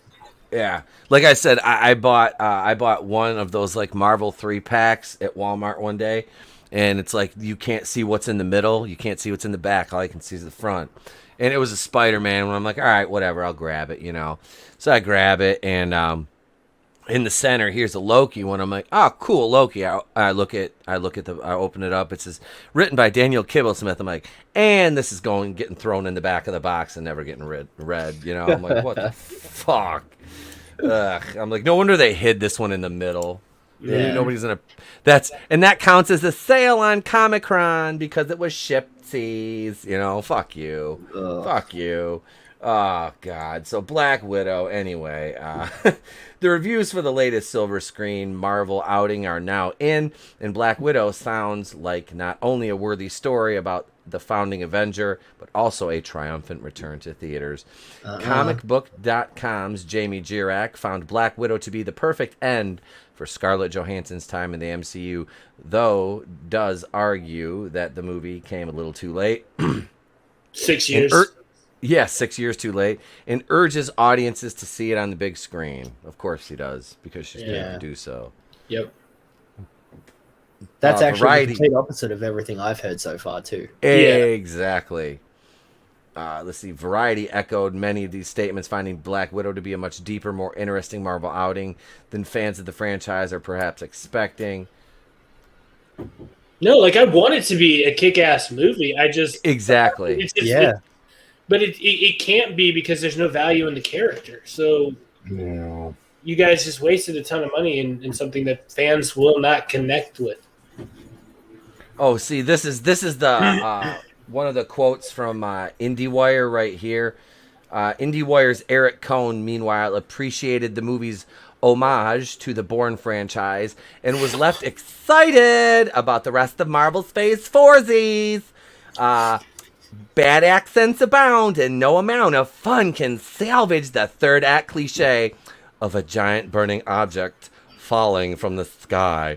But overall, Black Widow Z's amounts to a satisfying addition to the Bourne Identity franchise. Of course, it's actually a solid beginning to the latest cycle of the Marvel Cinematic Universe, but the appeal of the MCU has always stemmed from the way it plays off existing formulas with dollops of spruced-up action strewn throughout, and the 24th entry hits all those beats with style to spare. He gives it 2 snaps and a pelvic thrust. You're way too good at that. I know. Right? Oh, dude, I have a lot of practice doing that from the videos and shit, 'cause I do a lot of that in the Batwoman videos. Watch my Batwoman videos. They're amazing. But no, this is how I get people. They're like, holy shit, yeah. This literally, I spent 6 hours putting together a best of fucking video on Sunday. It was, but this is Eric Cohn. I'm gonna go and we're gonna talk a little bit about this little soy boy fuck. Yeah, he's this dude. Really, like, I mean, just his quote on Twitter was hilarious. Yeah, it was so funny. Like, and I got into that maybe a half hour after that tweet went out because I saw it come across my news feed, and then I looked into it, and at that point there was 400 likes and like 980 some retweets and like 800 quote tweets. It was like, oh, you know, and you look through the quote tweets, dude, IndieWire, this motherfucker was getting roasted. This Eric Cohn. It ain't good. Well, it's bad because it's just like, and I mean, I guess we'll talk more about it, but at the same time, it's like men are more into action movies. Like, guys go to see the Avengers more than women do. Like, that's just statistical, factual data. Yep. So why are you going to throw your primary customer base like under the bus and, you know what I mean, and just talk shit? Like, it just doesn't make sense. It's bad business. That's all they ever do, though. Yeah. And that's the thing is, Nat is a fucking awesome character. Yeah. And did her dirty. Oh, dude. And the thing is with Scarlett Johansson now going back and being like, I don't like how Black Widow was hypersexualized. It's like, you do realize that she is a spy. She is espionage is her forte. That's not who she is. That's a role she was playing. She was playing to Tony's weakness, which is beautiful women who objectify themselves. And that's a role. It's like, how can you, like, I don't understand the logic. I'm just a dude playing a dude that's another dude, you know? See, back in 2010 Black when Widow, things were probably. still normal, you know, Tony Stark was attracted to a certain type of woman, and that had been established in the first movie when he's taking the reporter home and sleeping with her. So you get Nick Fury being the intelligence agent that he is, you know, looked at the see, you were allowed to assess things and judge things back then. Yeah, so us as fans, right? Like, yeah, of course, we looked at Scarlett Johansson and said, "Oh, yeah, you know, she's attractive." Exactly. But us as fans, we knew what Black Widow was doing there. Yep. As soon as you look at the door, you go, "Oh, I know what Black Widow's up to." And that was the best rendition of Black Widow we got in the MCU, in my opinion, which is saying something since it was her first appearance. Usually it takes them a bit to get into the role. She did a fantastic job, so... you know, ScarJo, she'll say something really smart one week and then something just completely out of left field the next week. So, and she really, I mean, she's kind of had her, but she got canceled for. They had her playing the Transformer in that one movie, and then they were like, well, she's not a real Transformer, so we have to have a real Transformer movie. So we have to find we have to find an actual Transformer. Like, this bitch can't play Bumblebee. You know, she ain't got the right exhaust pipe under the hood to play Bumblebee. So man, stupid. You know, like, that's why it's called acting, though. That's why they cast something recently, and they were talking. I can't remember who it was, but it was not a white actor that was cast. But I'm like, okay, so what if we recast this with a white person, and just say, hey, we're just gonna do it because it's just a different take on the role. People would be all up in arms, freaking out, but you know, it's like they turn Alexander Hamilton black, and look, man, I tried to watch Hamilton. I recently did. I sat down, I got high as shit, I was home by myself. I'm like, I made lunch, I'm sitting there with my fucking my chicken wraps. I'm like, I'm gonna watch this punk ass fucking Hamilton thing. I'm like, and Tony, I think I was messaging you. I'm like, I'm gonna watch this. I watched that stupid ass thing high as shit, which I was like, I shouldn't be able to get mad at this point. And it still didn't help? about 20 minutes into the movie, and I'm talking about some shit that was like 35% THC, which is like heavy. I'm like, in an indica, and I'm just like, I'm angry. I'm like, this is, why are you still, shut the fuck, what,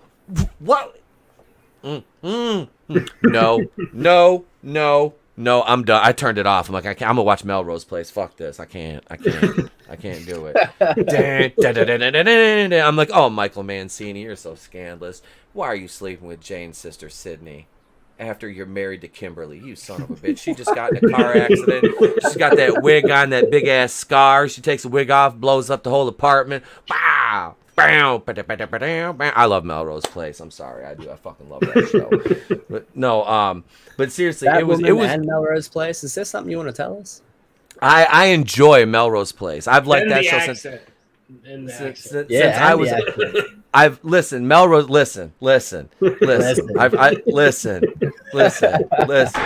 be silent. I've watched Melrose Place since it came out when I was a kid because it had a bunch of hot women on it. When that shit came out, I was like 12 years old, and I was like, I like hot women. This show has hot women. And let's face it, this was 1992 or 93. There was no internet. There was no Pornhub back then. You had to work for that shit.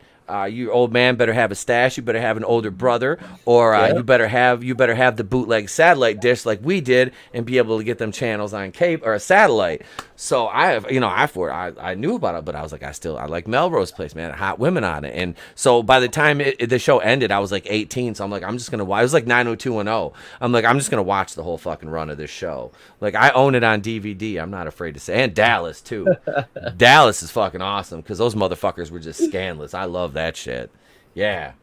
Wait till I start doing videos about Dallas out there. There's 13 seasons of that shit. That take me. How often do you get to use the word scandalous in a sentence? Yeah, right. Not very often if I'm not like moving my head like this or something, or doing like an impression. I don't know. It's like scandalous, so scandalous. Oh God! So all right, let's see some. You know what, mate? You and Good Stuff Comic Skater have to get together. Dean knows what I'm talking about. Oh yeah, we gotta get Image. Yeah, Image. You and Image, like he's got Image, and oh man, like you guys would have a fucking blast. That would be probably the funniest stream you've ever done. Oh man, I'm down. Absolutely. I'll link you to it, man. That'll be fucking great. We're here's in bits of wisdom from Uncle Tony. Remember, kiddies.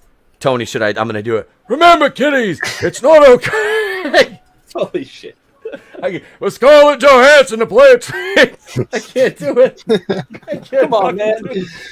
In a movie, but it's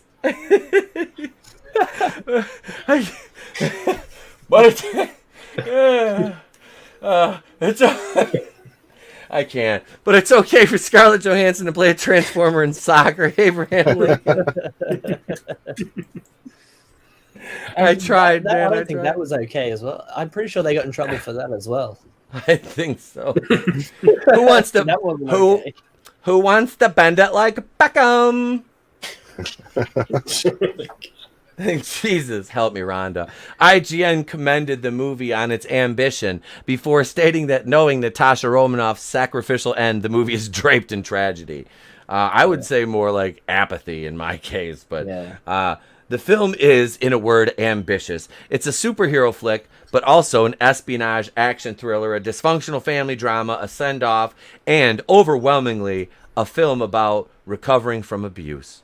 Much of it doesn't. I know. That's like, Jesus Christ, how many fucking plots do you need? Like, save some movie for the rest of us. Right? Oh, man. Oh, who shot JR, says Parrot Head. It was fucking Sue Ellen, that bitch. Well, JR was fucking like 30 different women, which I was like, that's why I love JR. He was such a player. What's up, Chris Underwood? Too sweet. There's my man from back in the day. Chris Underwood has been following me and subscribed to me on YouTube since my first channel back in 2006 when YouTube first started, man. That's my first. Yeah, I did. I had a channel on right when it started, back way back. And I was just another guy with a webcam making videos, not from a pool house, from a small apartment. That's how it was back then. I didn't even have a computer then. I was 26, so I was 15. all right, fair enough. I'm old. The film. Okay, so it's ambitious. All right, it's ambitious. Much of it doesn't feel like a Marvel film at all, thanks to the darker tone used to tell the story of a Russian program that kidnaps young girls and trains them to become assassins. Like Natasha, her ass is an assassin. Am I right, comrade? That's not her ass, that's our ass. There isn't a catalyzing event that gave Natasha superpowers. No! Radioactive spider bite or gamma bomb. And Natasha already defected to S.H.I.E.L.D., though viewers will get clarity on why she joined in the first place. The film centers on affirming why she continues on the path of heroism, beyond just escaping the confines of her past life. Though it resolves, words are hard, ladies and gentlemen, that's what she said. On a hopeful note, it leaves an aftertaste, she definitely said that, of intense tragedy for one of Marvel's original Avengers. So, yeah, that was the count. Let's see. The feeling that Black Widow should have been made much earlier in the Marvel Cinematic Timeline is something that is held by many, with Collider's Matt Goldberg believing the story would have been better suited focusing on much earlier on Black Widow's career rather than simply using the character to introduce Florence Pugh's Yelena Belova and her gorgeous ass. I mean, did it say that? It probably should have. Yep. But I don't... I've never seen her in anything else. Like, I didn't watch Little Woman. I'd never seen, was it Midsummer she was in? I've never seen that. I have no idea. I don't even know what you're talking about. Yeah. these are just, well, the only reason I knew about Little Woman was because they were making a big deal out of it at the box office, because they're like, men aren't going to go watch Little Women. And it's like, bitch, the only reason I know what the fucking Little Women books and there was a cartoon back in the day was because my little sisters used to watch it. So I knew the basic premise, and it's like, it's a literary, the book Little Women is kind of a literary fucking, it's considered a classic, I think. And I think I read it in school, but I mean, I wouldn't have known what it was had it not been for that. I heard there was another movie coming out, and I was like, oh, a Little Women movie. So anyway, you know, it was like the meme, it was like, I didn't give a fuck, you know, it's like, it's not something I'm going to see. They're like, well, men aren't seeing it. It's like, well, you come out with your marketing and then you bash men, and that's kind of what I'm alluding to with this, and that's what Eric Cohn from fucking shithole IndieWire said, and I'm gonna pull this up on my Twitter feed here because this is funny. I have to, yeah. What is not? Oh, well, my Twitter's not loading. That's fucking lovely. Of course it wouldn't load. Hang on, I think I actually posted a screenshot of it on Facebook, because his tweet was so fucking, it was so cringe. It was Tony saw it. I mean, we've all seen it at this point, I think. It was bad. Like, if it's the one I'm thinking of, I contributed to the ratio. Good. Everybody should contribute to that. Let's see right here. Okay, here it is. This is for my Facebook page. Bum, bum, bum. All right, right here. Ladies and gentlemen, the smooth brains anywhere. I said, yep. Black Widow not only passes the Bechdel test, it forces men to scream as it puts them in their place. It's a solid comic book tentpole. This author sounds like he'd like a solid tentpole, am I right? And that excels as a Bourne movie, but falls into third act messiness. Read our reviewsies. Like, what? So this puts men in their place? Like, what? I would like to know what our place is exactly. Right. And who plans to put us there? And according to who is this our place? Maybe our place is profitable movies. I don't know. You're right. It would seem so. It really would. Because it's not there. It's not wherever that is. And yeah. No, these fucking weirdos. It's like who writes shit like this? And right. Like who do you think you're capitulating to? Like, seriously. Phase 4 is Oh. fucked. It's dead as fuck. Has Oh, there yeah. been one thing? Think about it. Since hell, even count the Spider-Man after Endgame, right? There's been nothing great. There's been some stuff that's okay. There's been some stuff that's absolutely crap. There's been some stuff that no one was really interested in, but then turned out all right. There were things that hit and miss, but there's been nothing that was even half as good as the average MCU 2 years ago. Oh, this guy is hoping to get like I'm on your side sex. Like that's what this guy's going for. This I get it. I get it. This you can't get it any other way. Please, this is this is the hang on a second. I've got it right here. Wait, no, I don't. Damn it, I don't have it. But wait, and there's a picture of him with Sundance Film Festival. That explains everything. That makes a lot of sense. Yeah, I'm sure he has a good time at Sundance. Oh, look, he's shorter than that big woman that he's with, whoever the hell that is. It's either his mom or his mistake. I don't know. Here it is. Here it is. He's short. That's what that guy is. That I think that exactly that pretty much sums up Eric Cohn. He's this dude is a simp. This is like, yeah, please, man, have a crumb of pussy. Like that's him. This Please, is just like, a spare. Just a spare. You have a crumb, just a spare. Like what the. Like he's got 3 pictures with whoever this big woman is, or man, I can't really tell because now it's in a suit and it's confusing me. Oh, it's in a dress, but then look down the 3rd row, last one picture on the right here. Like they're there together in the same chair, but he's in it's in a suit. I can't tell what it is. He looks like he's in a high chair. And wait, look at dangling at the bottom there. The boots. He really is. Look at these boots. Yeah, a suit with boots. I'm very confused right now. Is that a woman? That's what that's what we're saying.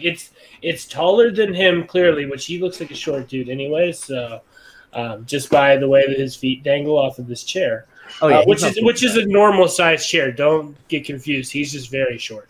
I think I can sum both of them up with this. You're both pieces of shit. Yeah, I can prove it mathematically. Actually, let me grab my whiteboard. There, I think that sums them up. I'm just gonna say it. The suit and boots combo not happening, girlfriend. But like you see that picture of them together in like the suit and the what looks like a dress kind of thing at the Golden Globes here, and it's like, okay, they're in like an embrace, like they're a couple. Are they a couple? Maybe, because I don't know. They're in multiple photos together as well. Right. That's Which is right like, here too. Yeah. They have the same nose though. Look at that. Maybe it is his mom. Look at that. That's definitely his mom. That's mommy issues all day. This is so messed up, man. Like, I thought I was grown up, right? But looking at his face just makes me want to bully him. Oh yeah. Chief film critic. Like, look at this guy. Look at him. This is you know exactly at this moment what he's getting ready to say.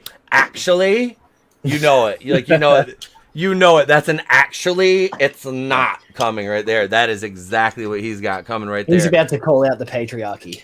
Yeah. Oh yeah. That's what that is. Actually, most of the world's problems are systemic of toxic masculinity, the patriarchy, and white men. And he sits back all like self-righteous. They're like, "Did you not look in the mirror today, essay?" Yeah, yeah, and that's the part where he screams, "I am racist" at you. Yeah. Yep. And we just fuck that puto. Yep. I mean, he does look like he got beat up a lot.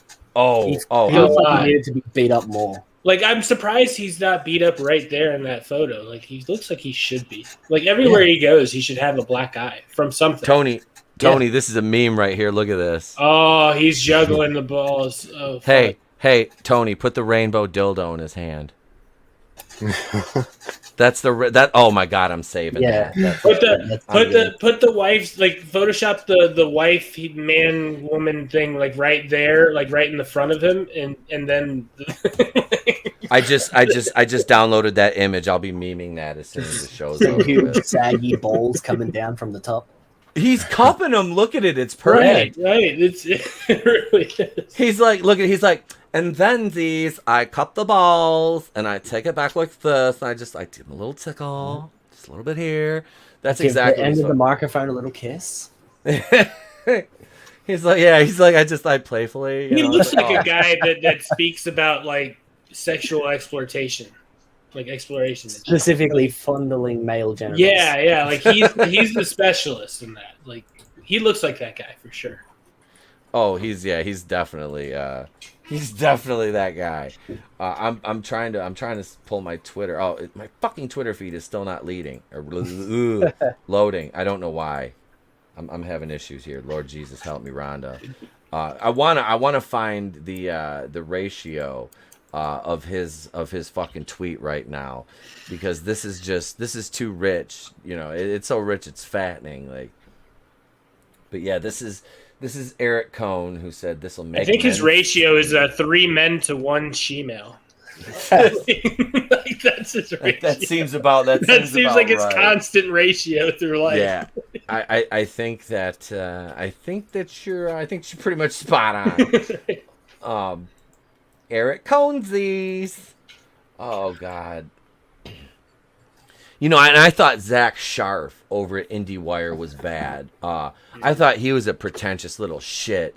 And then along comes, and it's like, Eric Cohn has entered the chat. It's like, yeah, that dude's like, this isn't even my final form, and then Eric Cohn comes in. Oh God, I can't wait. His final form of male feminism will be like tipping intensifies. Oh God. Hey, welcome back, Tony. Thank you. There you go. I was going to look up a story and forgot to go to the other tab. That's important. It happens. There we go. There's a good one. Oh yeah, I'm sure I feel like he's in that position a lot, where his hands are bound behind his back a lot. Hello, sir. Can I take your order? No, more like, hello, sir, may I take your cock? Like, that's just what that guy said. Somebody clip that for me. No. What's the timestamp on that? How dare you? 146:48. Damn it. All right, let me see. I'm writing it down right now. I make obscene cartoons over on my channel, so go check that out, guys. Wait, what? Phoenix. Yeah, man. The cartoons are returning. I'm nearly finished with the Embrace, which means I'll be animating some shorts before I go into the next book. Good times. Right. Nice. I clipped who was it? Nick. We were talking the one night. Tony, you remember that clip about we made a joke about Eric Clapton's fucking kid. Yeah. And Nick's like what he says, like, I didn't throw him out the damn window. Yeah, I had said this stream is going out the window quicker than Eric Clapton's kid.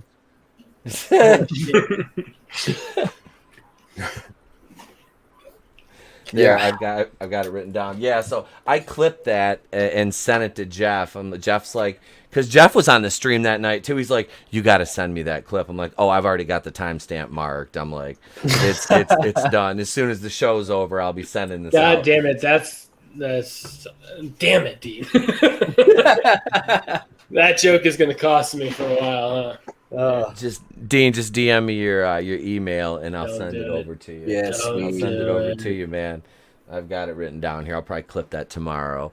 But yeah, so this is Eric Cohnsies. He's so stunning and brave. He's shorter than this dude, obviously the guy, and this. Did you expect him to be taller? No, but it's just like it explains a lot. Like nobody takes this guy seriously ever. No, he's like the little dude sitting there just like screaming in his little midget voice, like the little munchkins, like little squeaky voice sound. You're like, what? He's like an adult version of Five from the Umbrella Academy, like just short and nobody but like an actual adult. I've only seen one episode of it. And I was really drunk and I don't remember it. It was a pretty good show. That's what I've heard.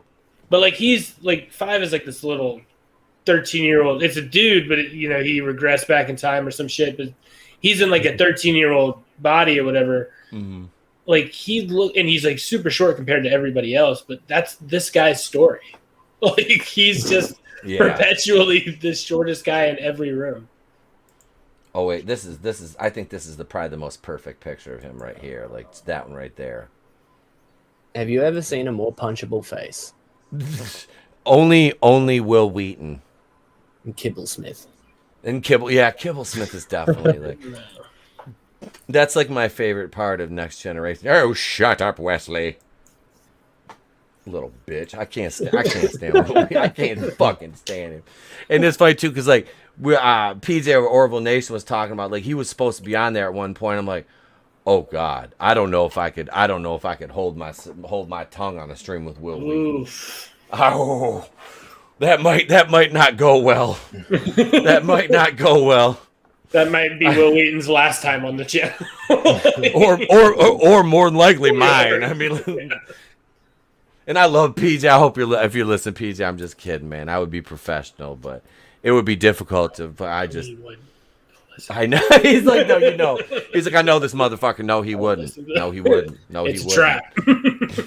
It's a trap. We got one more article we're gonna talk about, and it's surprisingly, shockingly, it's fucking Star Wars related. Which like I said, it's funny. I've got, like I said, 66 or 67 Batwoman videos uploaded now. Watch my Batwoman videos; they're amazing. And I'm doing like the SMR shit. They're amazing. Doing that. Better shit, watch like out! That gets you nuked now from Twitch. What's that? Doing the ASMR shit? ASMR shit. Yeah, apparently, like some channels got nuked for that shit. I hope they don't prominent channels. Like, I listen. Oh, they thought it was Dean doing it. They nuked him. they kick him out. Zap him. He's a foreigner. It's the foreigners that are doing the ASMR. Right. I listen to a Scottish chick that does it.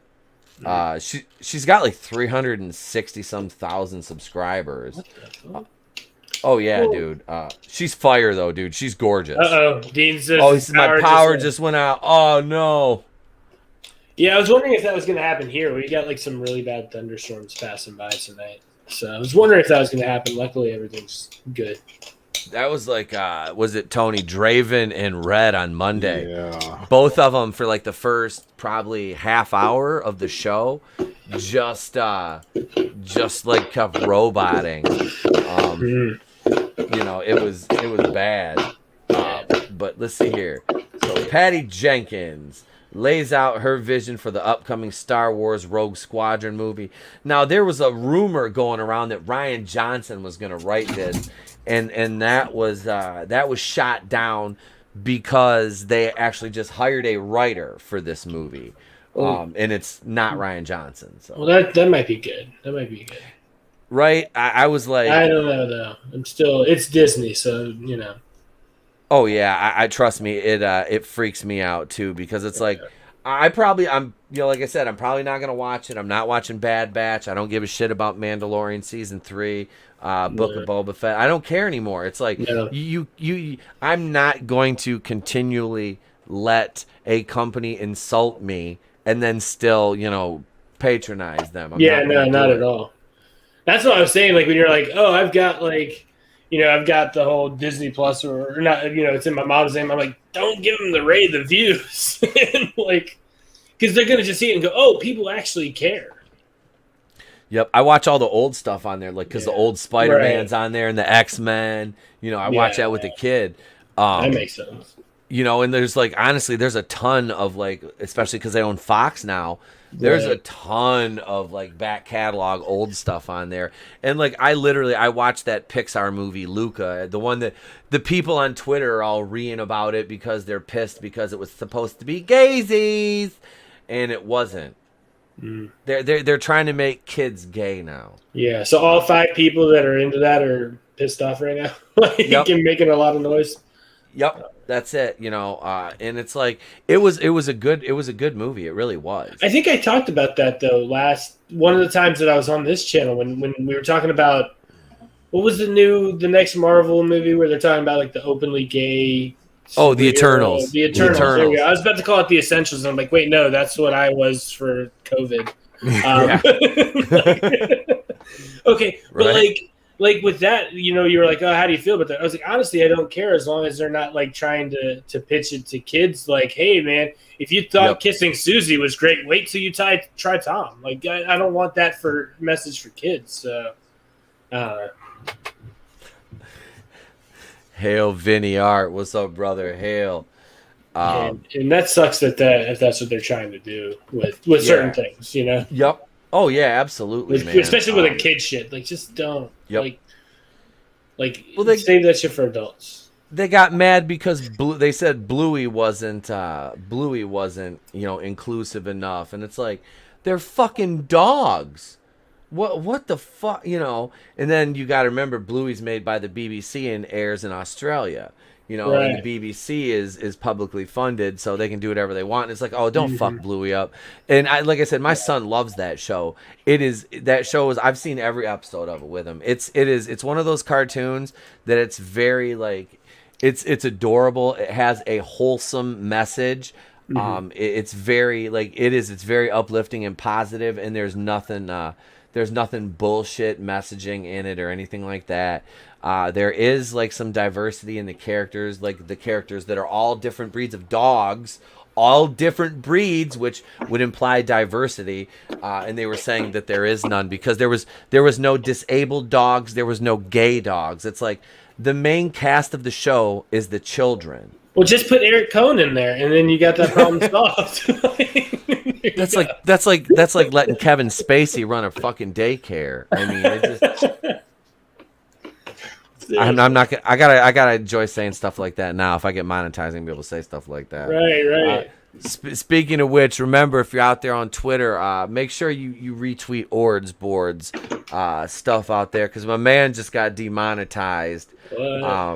Yeah, and Ord's is one of like just a down to earth cat. Like Ord's is a good dude. He has video game hangout streams. He's a chill guy, man. Just go out, retweet him at Team YouTube and ask him why they demonetized Ord's board. It's a ridiculous situation. It really is. Yeah, that sucks. Yeah, and that can happen to anybody. You know, it can happen to if it happens to him, it can happen to anybody. That's the thing. Right. So let's see. Rogue Squadron film was announced in Investor Day. We know that. Lucasfilm president Kathleen Kennedy. Sorry, I had something in my throat.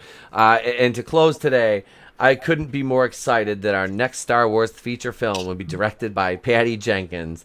I was excited until I saw Wonder Woman 1984. Let's be honest.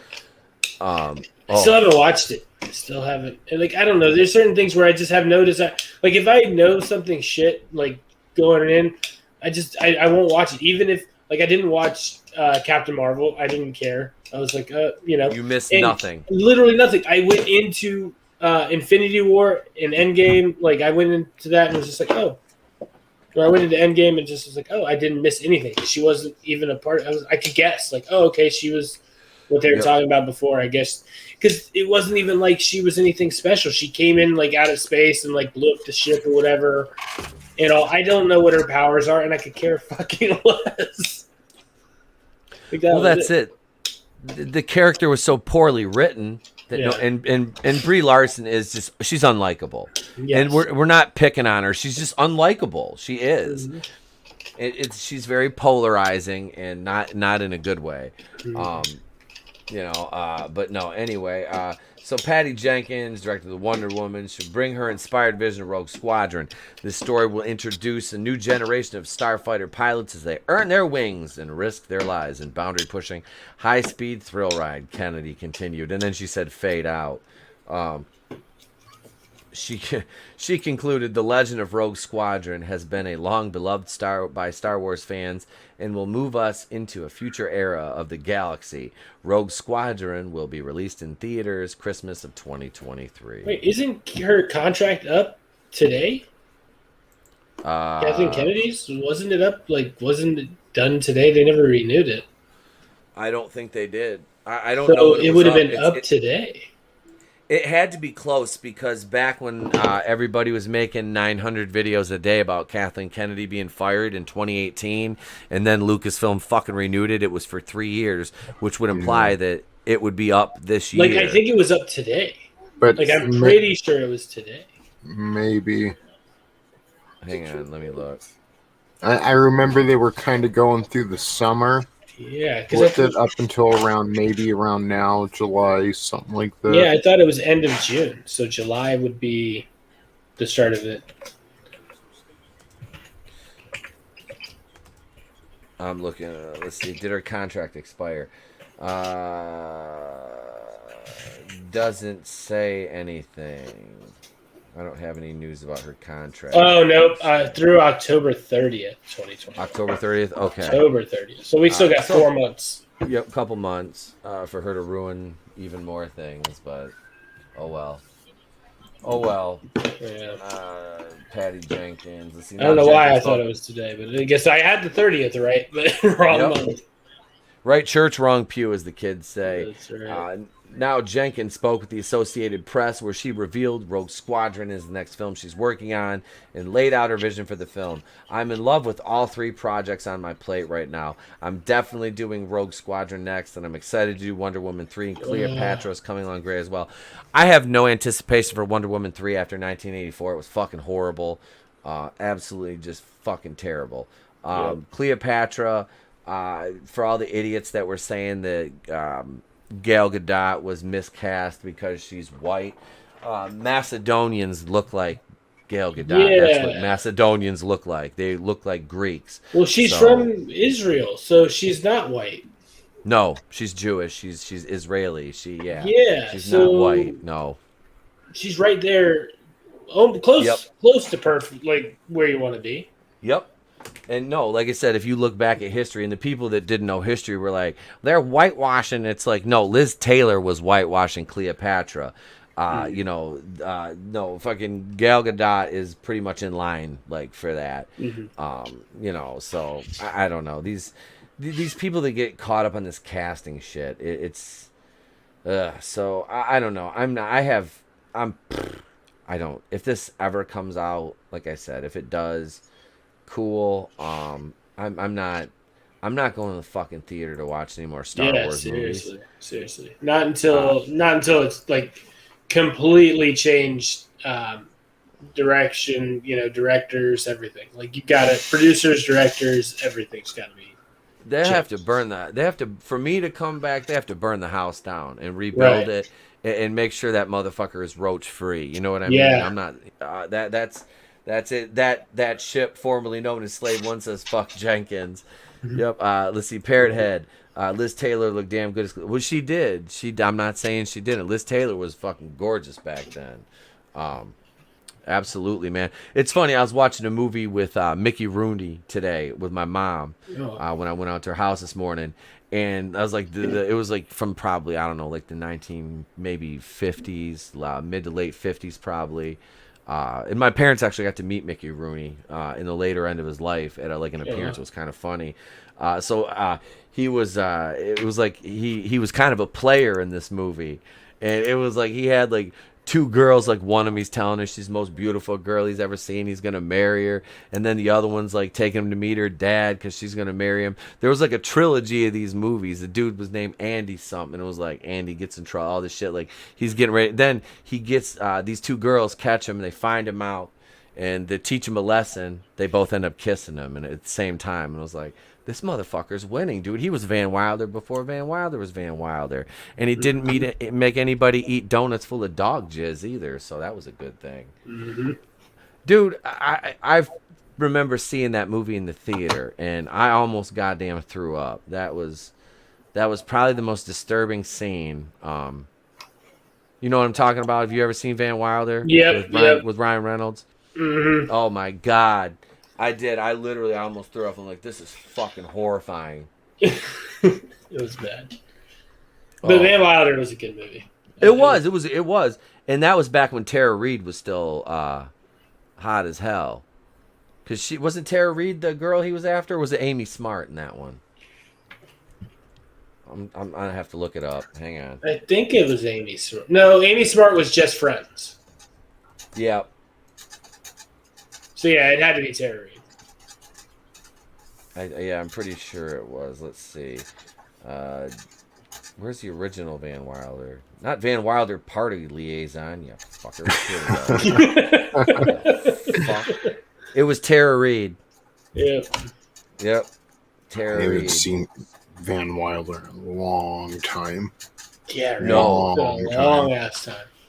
Nope, I have not seen that. I wonder if that comes on TV, how many like notifications you're getting, like this film contains stuff that no longer is thought about, like, you know what I mean? Like, this isn't the way we think or talk or are allowed to act on in this, generation, so please take this for what it is. Like, I don't know, man. It's just we've seen it. We've seen it. Oh, dude. Yeah. It's that movie is like just a walking trigger warning, Yeah. It is. You can't. Yeah. No, they Parrot Head. You're right. They did. They had it for me because I'm stoned and I was trying to look it up. But no, it was, man. Like you said, that's where Tara Reid got that fucked up boob job, and one of them they were like lopsided, and then she got that show called Paradise on the E Network, and she took over for Brooke Burke. And then Tara Reid just started getting smashed on TV, and they fucking fired her. She's sitting there and she's like, "I'm Tara Reid, and we're at Cabo San," and her tit just flopped out, like just was like, and just flopped right the fuck out. She really like lost her shit. Like she went off the deep end. Yeah. In a crazy way. And then she had her career revival with the Sharknado franchise. Shit, she had a motherfucking chainsaw arm in that. Oh, man. Just that Sharknado, man, that takes me back. I love those. We used to have watch parties back in the day and just like make fun of how bad the movie was. Oh, yeah. Just get drunk and be like, God dang it. Mm-hmm. Give me $50 and a camcorder and I can make this better. Dude, there's this fucking horror movie I watched called Bloody Jack. I rented it at Family Video years and years ago. It was like when my wife and I first got together because I like these shitty like asylum like horror movies. And I rented this movie, and I rented at the same time I got Pumpkin Carver, which was another fucking shit show. But Bloody Jack, like I remember they were shooting the night sequences, and the killer is chasing like the teenage victims around the woods, pretending it's nighttime. They've got flashlights, and it's like 2:00 in the fucking afternoon, like bright ass sun, and they're like, "Oh, it's dark. You can't see us over here hiding behind trees and shit." And I'm like, God bless them, they're trying. God bless them, they're trying. But oh my God. Did they have like bedtimes or some shit? Like, why couldn't you just be out at 2:00 in the morning? Like, I don't know. And then the blood splatter looked like After Effects I could do on Filmora at like 10. Like it's fucking. It was like, how did this get a fucking release on DVD? Like, what? Like, listen, it's not that hard to download something onto a DVD and just have some dude in the corner, like just some crazy dude, just like, hey, I got this movie, $5, like whatever. Like, I mean, it's not that hard. It was horrible. Like, I mean, fucking terrible. But yeah, man, that's some of those old fucking like early 2000s like those horror movies are just. Well, I mean, have you all seen Velocipaster? I mean, that came out in 2017. So that's bad. Me and Jen, we got. I think she got Prime, or it was something. I think she got Amazon Prime Video, and something like that. We're like looking for some cool like scary movies or whatever that we could get into, and I find this one. It's like The Box or something like that, and so I'm like, okay, this looks cool, whatever. And it's literally like this kid finds this.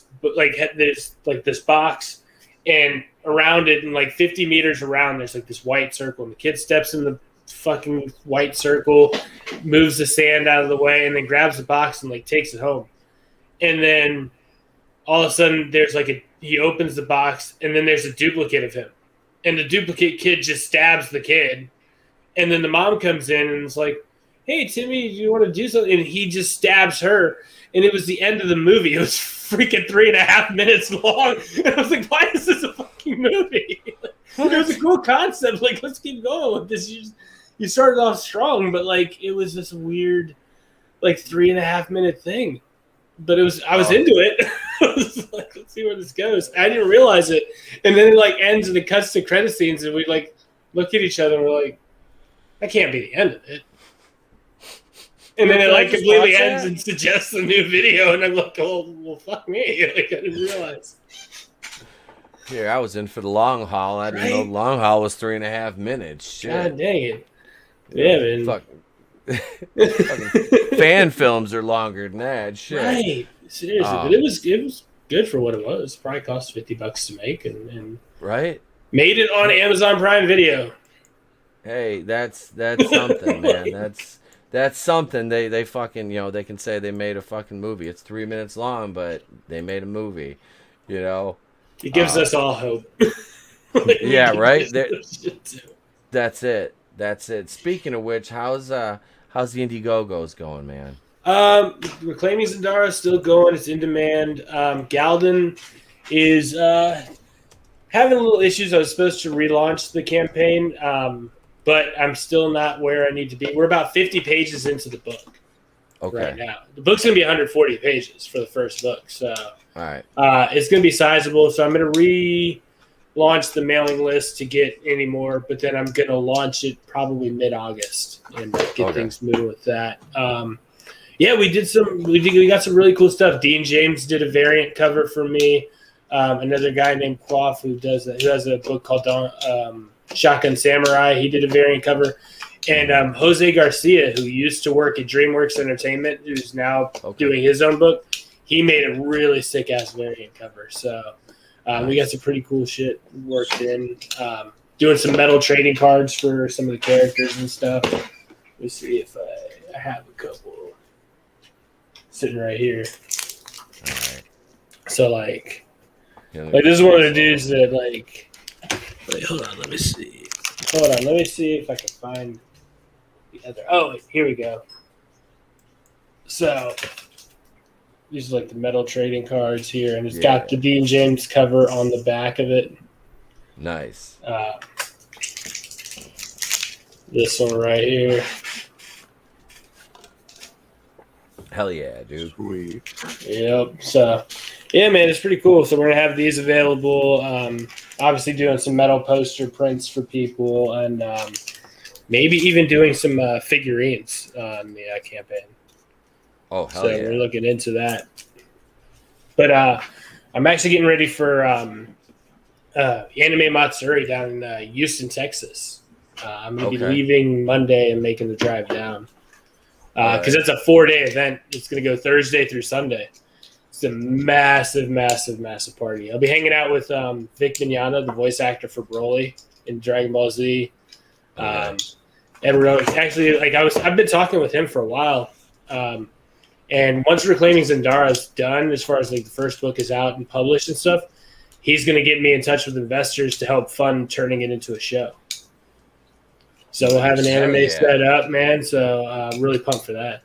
Hell yeah, dude. So that's fucking excellent, man. Just grinding, working. Like absolutely. That's it. A lot of people hitting me up for the metal stuff too. So I've been doing a lot of stuff with like campaigns and shit. Oh, dude, yeah. Those speaking of which, those are right here. And I've got the trading card. Phoenix sent me and a bottle opener, which has been used quite a bit this summer. Yep, and Redgaze finally responded with his address, so I could send him his birthday gift, which is his emblem on a bottle opener too. And then I got him this trading card here. Check this out. Oh, that's solid. I love it. And then the back has the Sunsworn cover on it. Yeah, buddy. Hell yeah, that's sick, man. So that'd be cool. I'll finally be able to send this to him. Excellent. Yeah, man. Excellent. Yeah, that looks great, man. Yeah, man, it's cool to give back to cool people that are doing awesome stuff and helping out with what I'm doing and stuff. So I always appreciate and try to give back when I can. Oh, absolutely, man. Absolutely. That's what's great about this community is the people in it, Mm-hmm. Because everybody has their individual things, but they do come together over big causes, and it's nice. to have a good community like that, and that's what it's all about, man. So Yeah. I'd like to thank everybody in the chat, my guest Phoenix Animation, and Dean. Sorry your power went out, bro. Hope everything is all good. That sucks. I'm gonna toss it over to my co-host Tony Tone Deaf. What's up, everyone? Come on over to the Clown World Review and give me a subscription, give me a subscribe, whatever, watch some videos, hit the like button, all that good YouTube stuff. I'm working on some future projects that you should see soon, so stay tuned, but don't hold your breath. Oh, thank you, man. Hey, thanks that always, shit, man. formerly known as a slave. Appreciate it, man. That's one of the OGs at the channel. I know exactly who that ship formerly known as Slave One is, and he is he's put it this way, he's a neighbor of Dean down there. Down in Aussie. There you go. Yep. He's a neighbor down there to Dean. So he actually was it last year for my birthday sent me 2 vintage Sega, like the Pro Stick, Sega Genesis, the joystick controllers. Nice. For me and Trey. So we use those a lot with Sonic and some of the other Sega games we play. Because the newest system I got's a PS2. So he was actually playing WCW NWO World Tour earlier today. He's like, "Can I play wrestling?" I'm like, "You ain't touching my No Mercy, bud. But you can still play those." But you got anything else you want to plug coming up, Phoenix? Go ahead if you do. Well, I guess check me out. Obviously, you can check me out on Twitter, Phoenix Animate T1. So ANIMATI1. You can check out Reclaiming Zendara on Indiegogo. That's available right now. We're about 35 pages in. It's going to be 100 on that first book. It's going to be real sick. And then check out Black Rose Comics on YouTube. I co-host a show twice a week over there, and we have a lot of fun. So, yeah, I think that's about it. All right, bro. Well, thank you for coming on, man. I appreciate it, brother. Thanks for having me, man. Absolutely. And we're still on for August, right? Yeah. August is still a go. As far as I know, nothing's changed. Excellent, man. Excellent. Well, that's gonna be great because, like I said, I'll be down in Fort Wayne for that weekend in July. We'll go hang out in GR in August for a con. September, I'm going to Horror Hound in Cincinnati. Oh, shit, so nice. this is gonna be. I talked my wife into going to Horror Hound for our anniversary and hanging out with Jeff and the guys, and Superfan Adam Shawhan will probably drive over, and I'm trying to get Draven to drive down. Godzillionaire is asking for a link to the Indiegogo for Acclaim. Oh yeah, Tony, can you drop a link for that, or just throw it in the private chat? Yeah, just throw it in the private chat and we'll get it. Yeah, absolutely, we'll get a link for the. Thanks a lot, appreciate it. Yeah, Brutal Morningwood, thank you. Let me thank the chat while we're going through this before I do my outro and shill my wares. Chris Underwood says the 1%. I've still got, even though I am the people's champion and I have this now, which this, like I said, this is made by a title belt company. It's still here. The old team ratings title is still here. Chris, there it is, man. This is the old IBW I think this World is the right Heavyweight link. title. So. Let me make sure. And there's the Hulk shirt. I'll just throw it on. Oh no, that's not the right link. I don't think. Hold on, unless maybe it is. That might be the right link. I got it right here. You got it, Tony? Yeah, I think that's the right link. Okay. All right. So let's go here. Who else we got? Let me scroll back and thank these fine folks. Keely Chow, of course. Darius Munchausen, 2nd Street Marvel stopped by. I got to hit him up. We want to get him on the show. Godzillionaire, author Stephen Walton, Jay Lee. Let's see. Thank Godzillionaire. Orville Nation, PJ. I'll be over there tomorrow night at 5:30 with meteorologist Katie. I think Coco will be there. PJ, Elihu, Who. Probably Alicia Victoria Parker and T and Telly with Michelle. I can't remember. Teresa. Teresa. So yeah, for Orville episode 10. Thanks Soul Assassin, Parrot Head. Thank you, man. Brutal Morningwood, Angelus Draven was here. Chris Underwood, my boy, man. It's been down forever. Vinny Art, Frankie Knows. Oh, yeah. Let's say Dean, thank you for coming on, brother. Sorry your power went out. Hope all is well and you're safe. I know there's a lot of that ship formerly known as Slave One. Brother, thank you. One of my mods for being here, man. I appreciate it. These chats have been relatively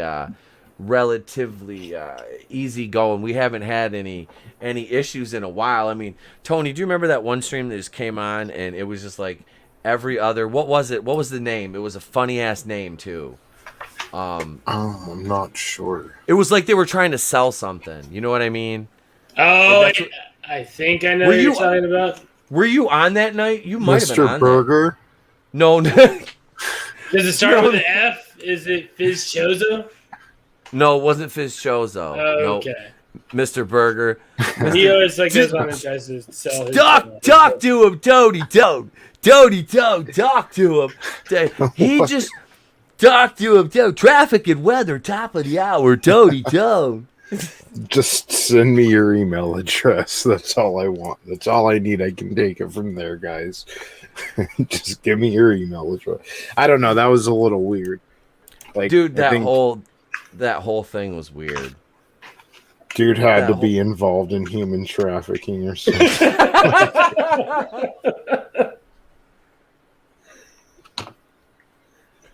Oh. He was definitely a weird. You're a fucking weird guy, Ace. Weird guy.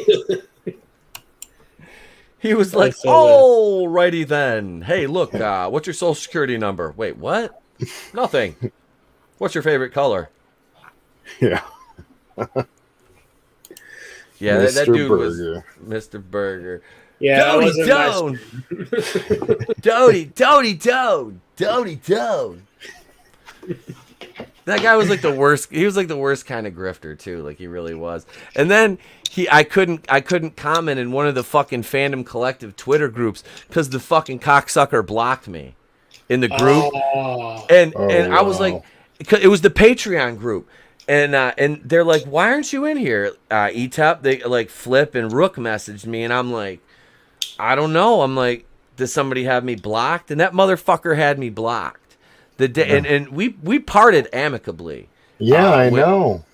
I emailed him. I was professional. I was like, hey, I appreciate what you did. Thank you. I don't think it's a good fit for our show. Good luck with your cartoon and everything. And I sent Tony and Sal screenshots. I was nothing but professional. And he responded and he was very kind. And then the motherfucker blocked me. Yeah. Didn't even send you your Mr. Burger beanie, baby. Right, I wanted that thing. I needed some extra toilet paper just in case. I'd wipe my ass at that motherfucker and mail it back to him. And he'd be like, oh, ETEP sent me a shit-covered burger. Tony Toad, what do you got to say, Tony Toad? Talk to him. Poor Mark Henry. Oh, shit. All right. Well, ladies and gentlemen, before we descend any further into madness, I'm ETEP Okui, the People's Champion, right here, man. Thank you all so much for watching this evening. I do appreciate each and every one of you, except you, Mr. Burger. Go fuck yourself. I'm going to have beef with Mr. Burger now. That's a fucking dad joke. But anyway, he was vegan anyway. He was a vegan burger. He was like soy burger, let's be honest. But anyway, no, ladies and gentlemen, we don't endorse animal cruelty. Our meat is all it's all shot in the head behind the woods. Comrade, look, I'm just kidding. No, really, we do not hurt the animals. We nurse them and then we fucking just slaughter them. Like we did to you. Never mind. Anyway, seriously, I'm done, ladies and gentlemen. I promise I'm done. Thank you all in the chat. Thank my panel, my co-host Tony, Phoenix, and Dean James, the ComicsMATE. Check them out. Links in the description to their videos. Indiegogo's in the chat. I'm ETEP Okui, the place to be reviews. I've been here with all of yous. And remember, if I don't see you, have a great day, a pleasant tomorrow, and it's better to burn out than fade away. Boom!